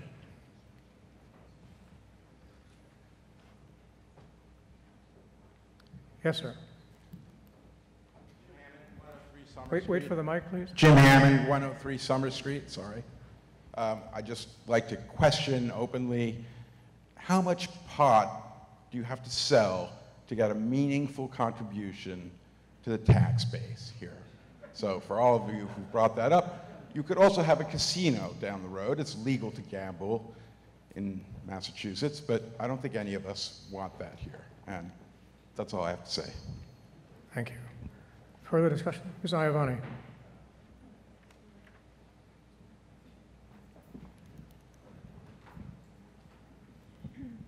Lorraine Iavani, 28 Pine Street. This question is for our chief, and that is, right now, how many police officers on our force are trained to determine, without process and tools, whether someone is high driving in our town? Chief Conway. Thank you, Mr. Moderator. All the police officers get that training in the academy. To clarify, we have one police officer who's recognized as an expert, as a drug recognition expert. And we are looking to, regardless of the vote tonight, we will be looking to increase that number. Thank you, Chief. Okay, so Ms. Iavani? Yes, so just so I understand, and everyone else here, right now, we have someone trained on recognition. I quoted the chief in Rockport. He indicated that we do not have any type of standard or process available right now in this state that determines whether or not someone is impaired behind the wheel. So we do have a process because we do get convictions. They're difficult to make. I think with your question, if you don't mind me paraphrasing a little bit, I think you're trying to ask if we have the equivalent of a breathalyzer. Like, can we put somebody on a machine and use Right. a reading as a presumption? Right. We don't right now. However, that's not the only way we form an opinion. In fact, often people don't take breathalyzers. They have a right to refuse them and the penalties that come along with that. We rely on probable cause, and all of our officers are trained to develop probable cause to make arrests. As I said, they do. We have one officer who's a drug recognition expert. If we had a call that was difficult or some other mitigating factor, that officer is available to be called in and responsive. In fact, we allow him to go to Gloucester and Essex and other surrounding towns until these police departments actually are able to raise the number of people who are trained as drug recognition experts. And one last question. If someone behind the wheel kills a pedestrian and the officer suspects some type of undue influence, maybe a high, I don't know, what would happen to that person, the driver? Would that person be able to be taken to the local hospital and drug tested to determine whether THC was responsible for that accident? So it's kind of more of a complicated legal question, and you're starting to moving out of sort of my world of probable cause into more of a legal question. Right now, if you just continue with OUI, so typically what happens in that sort of case is that someone OUI would end up at the hospital. They would, as a matter of their medical treatment, they would take their blood, in which that blood then becomes discoverable in court. In that level. Now, the problem I understand with THC, and I'm not an absolute expert on that. Like I said, we're getting into a little bit more of a cloudy area. The problem with THC is that when they find THC in your blood, it doesn't necessarily mean that it occurred right before the accident. Unlike alcohol, THC can linger, and alcohol is metabolized within a period of time that they can sort of measure. Now, that's all changing, and there's new things coming out all the time. I'm sure that will change within my career lifetime. But right now, that's not the common procedure. So right Thank now... you, Chief. Ms. Iavani, you can direct your remarks to me, please. Pardon me? You can direct your remarks to me. Yes, okay. So, Mr. Moderator, my understanding is from the testimony or words from our chief that right now there is really no way of accurately testing someone to see whether or not they're impaired by THC. And I would offer a comment here that if a person does kills somebody, an impaired driver, and is brought to the local hospital to be tested, the testing is voluntary. There's no way that it can be ordered, from my understanding. But feel free to clarify that. So we have a legalistic arena, a safety arena. We talk about revenue. We're not talking about safety. We're not talking about what happens in our own community. I thought maybe I could appeal to people, you know, within our own community here, as Sue indicated, that we do have a special place. We have a lot of people that are out and about. And quite frankly, I guess the question here is, what kind of community do you want to have? Do we want a community that attracts, you know, people who want to be high, strictly for the sake of being high? It's not medical. And it doesn't, the key here with what we're trying to do is slow down a little so that we can look at local communities, like Hamilton has banned, but Rockport and a few other places are struggling, and we can learn from them. We don't have to jump in right away, because once you jump in, you may not be able to move back. So that's what my final words here is really safety. Thank you. Thank you, Ms. Iavani. Yes, sir. In the second row here. Hi, Bob Woolworth, 19 Brook. Whether we ban marijuana in town here, sales, there's still not going to be any test to determine what a person's doing behind the wheel. The only thing we do is we make it Gloucester's problem. Maybe they have sales, Beverly. So we're pushing this to other communities instead of what I feel they should do is the third article regulates it, keeps it in a specified area away from kids. And it just seems to me to be the logical way to deal with this without pushing our issues into other communities. Thank you, Mr. Woolworth. Mr. Diedrich. Mr. Moderator, Jim Dietrich, 90 Pine Street. I support the Article 19, but I would like to also say that we have been hearing a lot of anecdotal information tonight. The chief has been very good about trying to keep things straight. There is no effective way now, so far as I know, to tell whether someone is seriously impaired with marijuana. But if you look at, in the 10 years I've lived in this state, I'm appalled by the number of people who get acquitted on drunk driving charges. I'm appalled by the number of people who refuse to take the test and take the consequences. So I think we're making this into a much bigger deal. Controlling it in an area town, when we come to that, would be a far better way to do it. People will be smoking marijuana in this town, whether they buy it here or not. They're doing it right now. So far, I don't think, and the chief could comment on that, whether we've had a rash of incidents because of marijuana. If we have, I'm not aware of them. Thank you very much. Thank you, Mr. Diedrich. I'm going to come back to you after I ask the chief to comment. We have not. There's no, as of tonight, there's no increase in marijuana-related instances. That's a broader, that's a more complex, but basically no. Thank you, Chief. Yes, sir.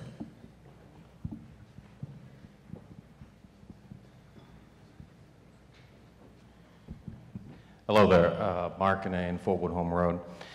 I just wanted to say that I voted against the law twice before, back in December.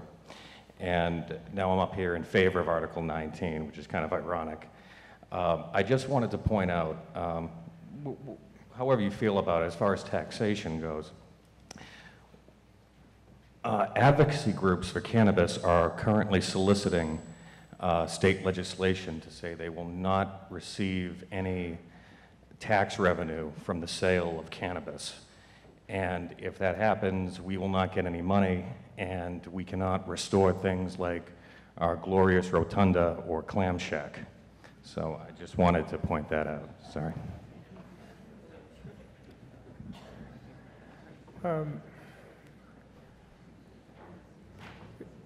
Yes, Mr. Carvalho.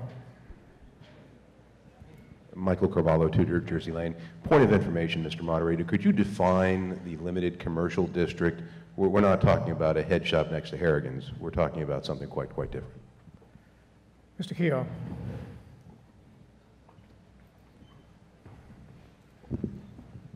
Thank you for the question. The limited commercial district is the district that exists on the far side, the north or west side of Route 128. It's separated from the other districts in town by Route 128. The limited commercial district, if you look at it on a map, appears extremely large, but if you start to subtract out those areas that are controlled or under the ownership of conservation groups in the town or in our area, and also the wetlands, there's not a tremendous amount of property left. The main amount of property on the limited commercial district right now, Attorney, is up in the vicinity of Atwater Avenue and Beaver Dam Road. Thank you, Mr. Keogh. Further discussion. Mrs. Wood. Mrs. Wood has moved the question. Is that seconded? Yes. It's seconded. If you're in favor of cutting off debate, please say aye. Aye. Opposed, no. I have no doubt the motion for the question prevails by more than 2/3. Okay, so this is an amendment to the general bylaw that would ban recreational marijuana establishments throughout the town. If you're in favor of that, please press 1 on the handset, and if you're opposed, press 2. When the light goes on.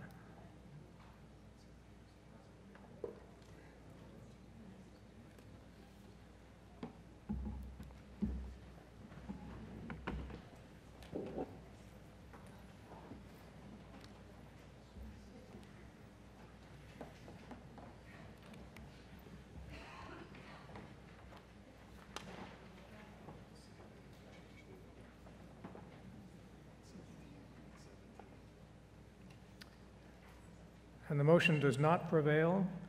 The vote is 110 yes, 122 no.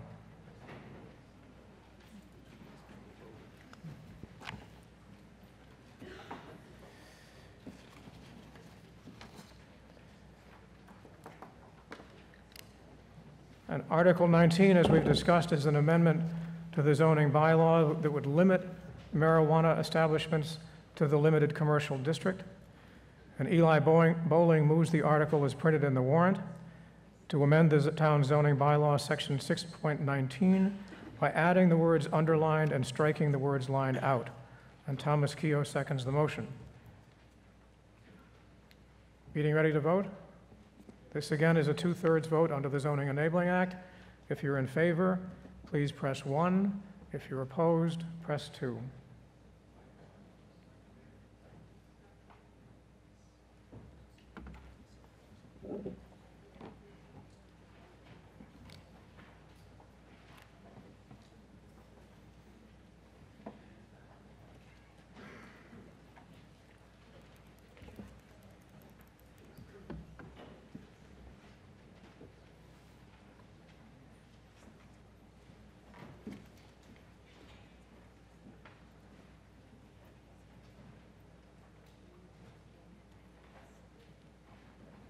And the motion prevails.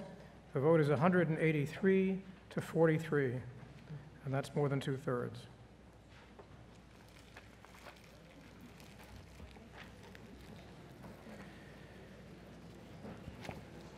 We've done Article 20. Article 20 is to motion to appropriate $100,000 to the stabilization fund. And Tom Kehoe moves to transfer from free cash the sum of $100,000 to the stabilization fund. Margaret Driscoll seconds the motion. The Finance Committee and Board of Selectmen both recommend approval. Is there discussion? This is a majority vote. If you're in favor, please say aye. Aye. Opposed, no. It's a unanimous vote. I so declare it. And Article 22 concerns an appropriation or transfer for the purpose of reducing the tax rate. And Eli Bowling moves and Maury Creighton seconds that the town pass over, do nothing under Article 22. And the Finance Committee and the Board of Selectmen both recommend passing over. Meeting ready to vote? If you're in favor of passing over, please say aye. Aye. Opposed, no. It's a unanimous vote. And Tom Keogh moves to dissolve the annual town meeting, and Eli Bowling seconds the motion. All in favor, please say aye. Aye. Opposed, no. It's a unanimous vote. I declare the annual town meeting dissolved. Thank you all for coming and for staying to the end. Thank you very much.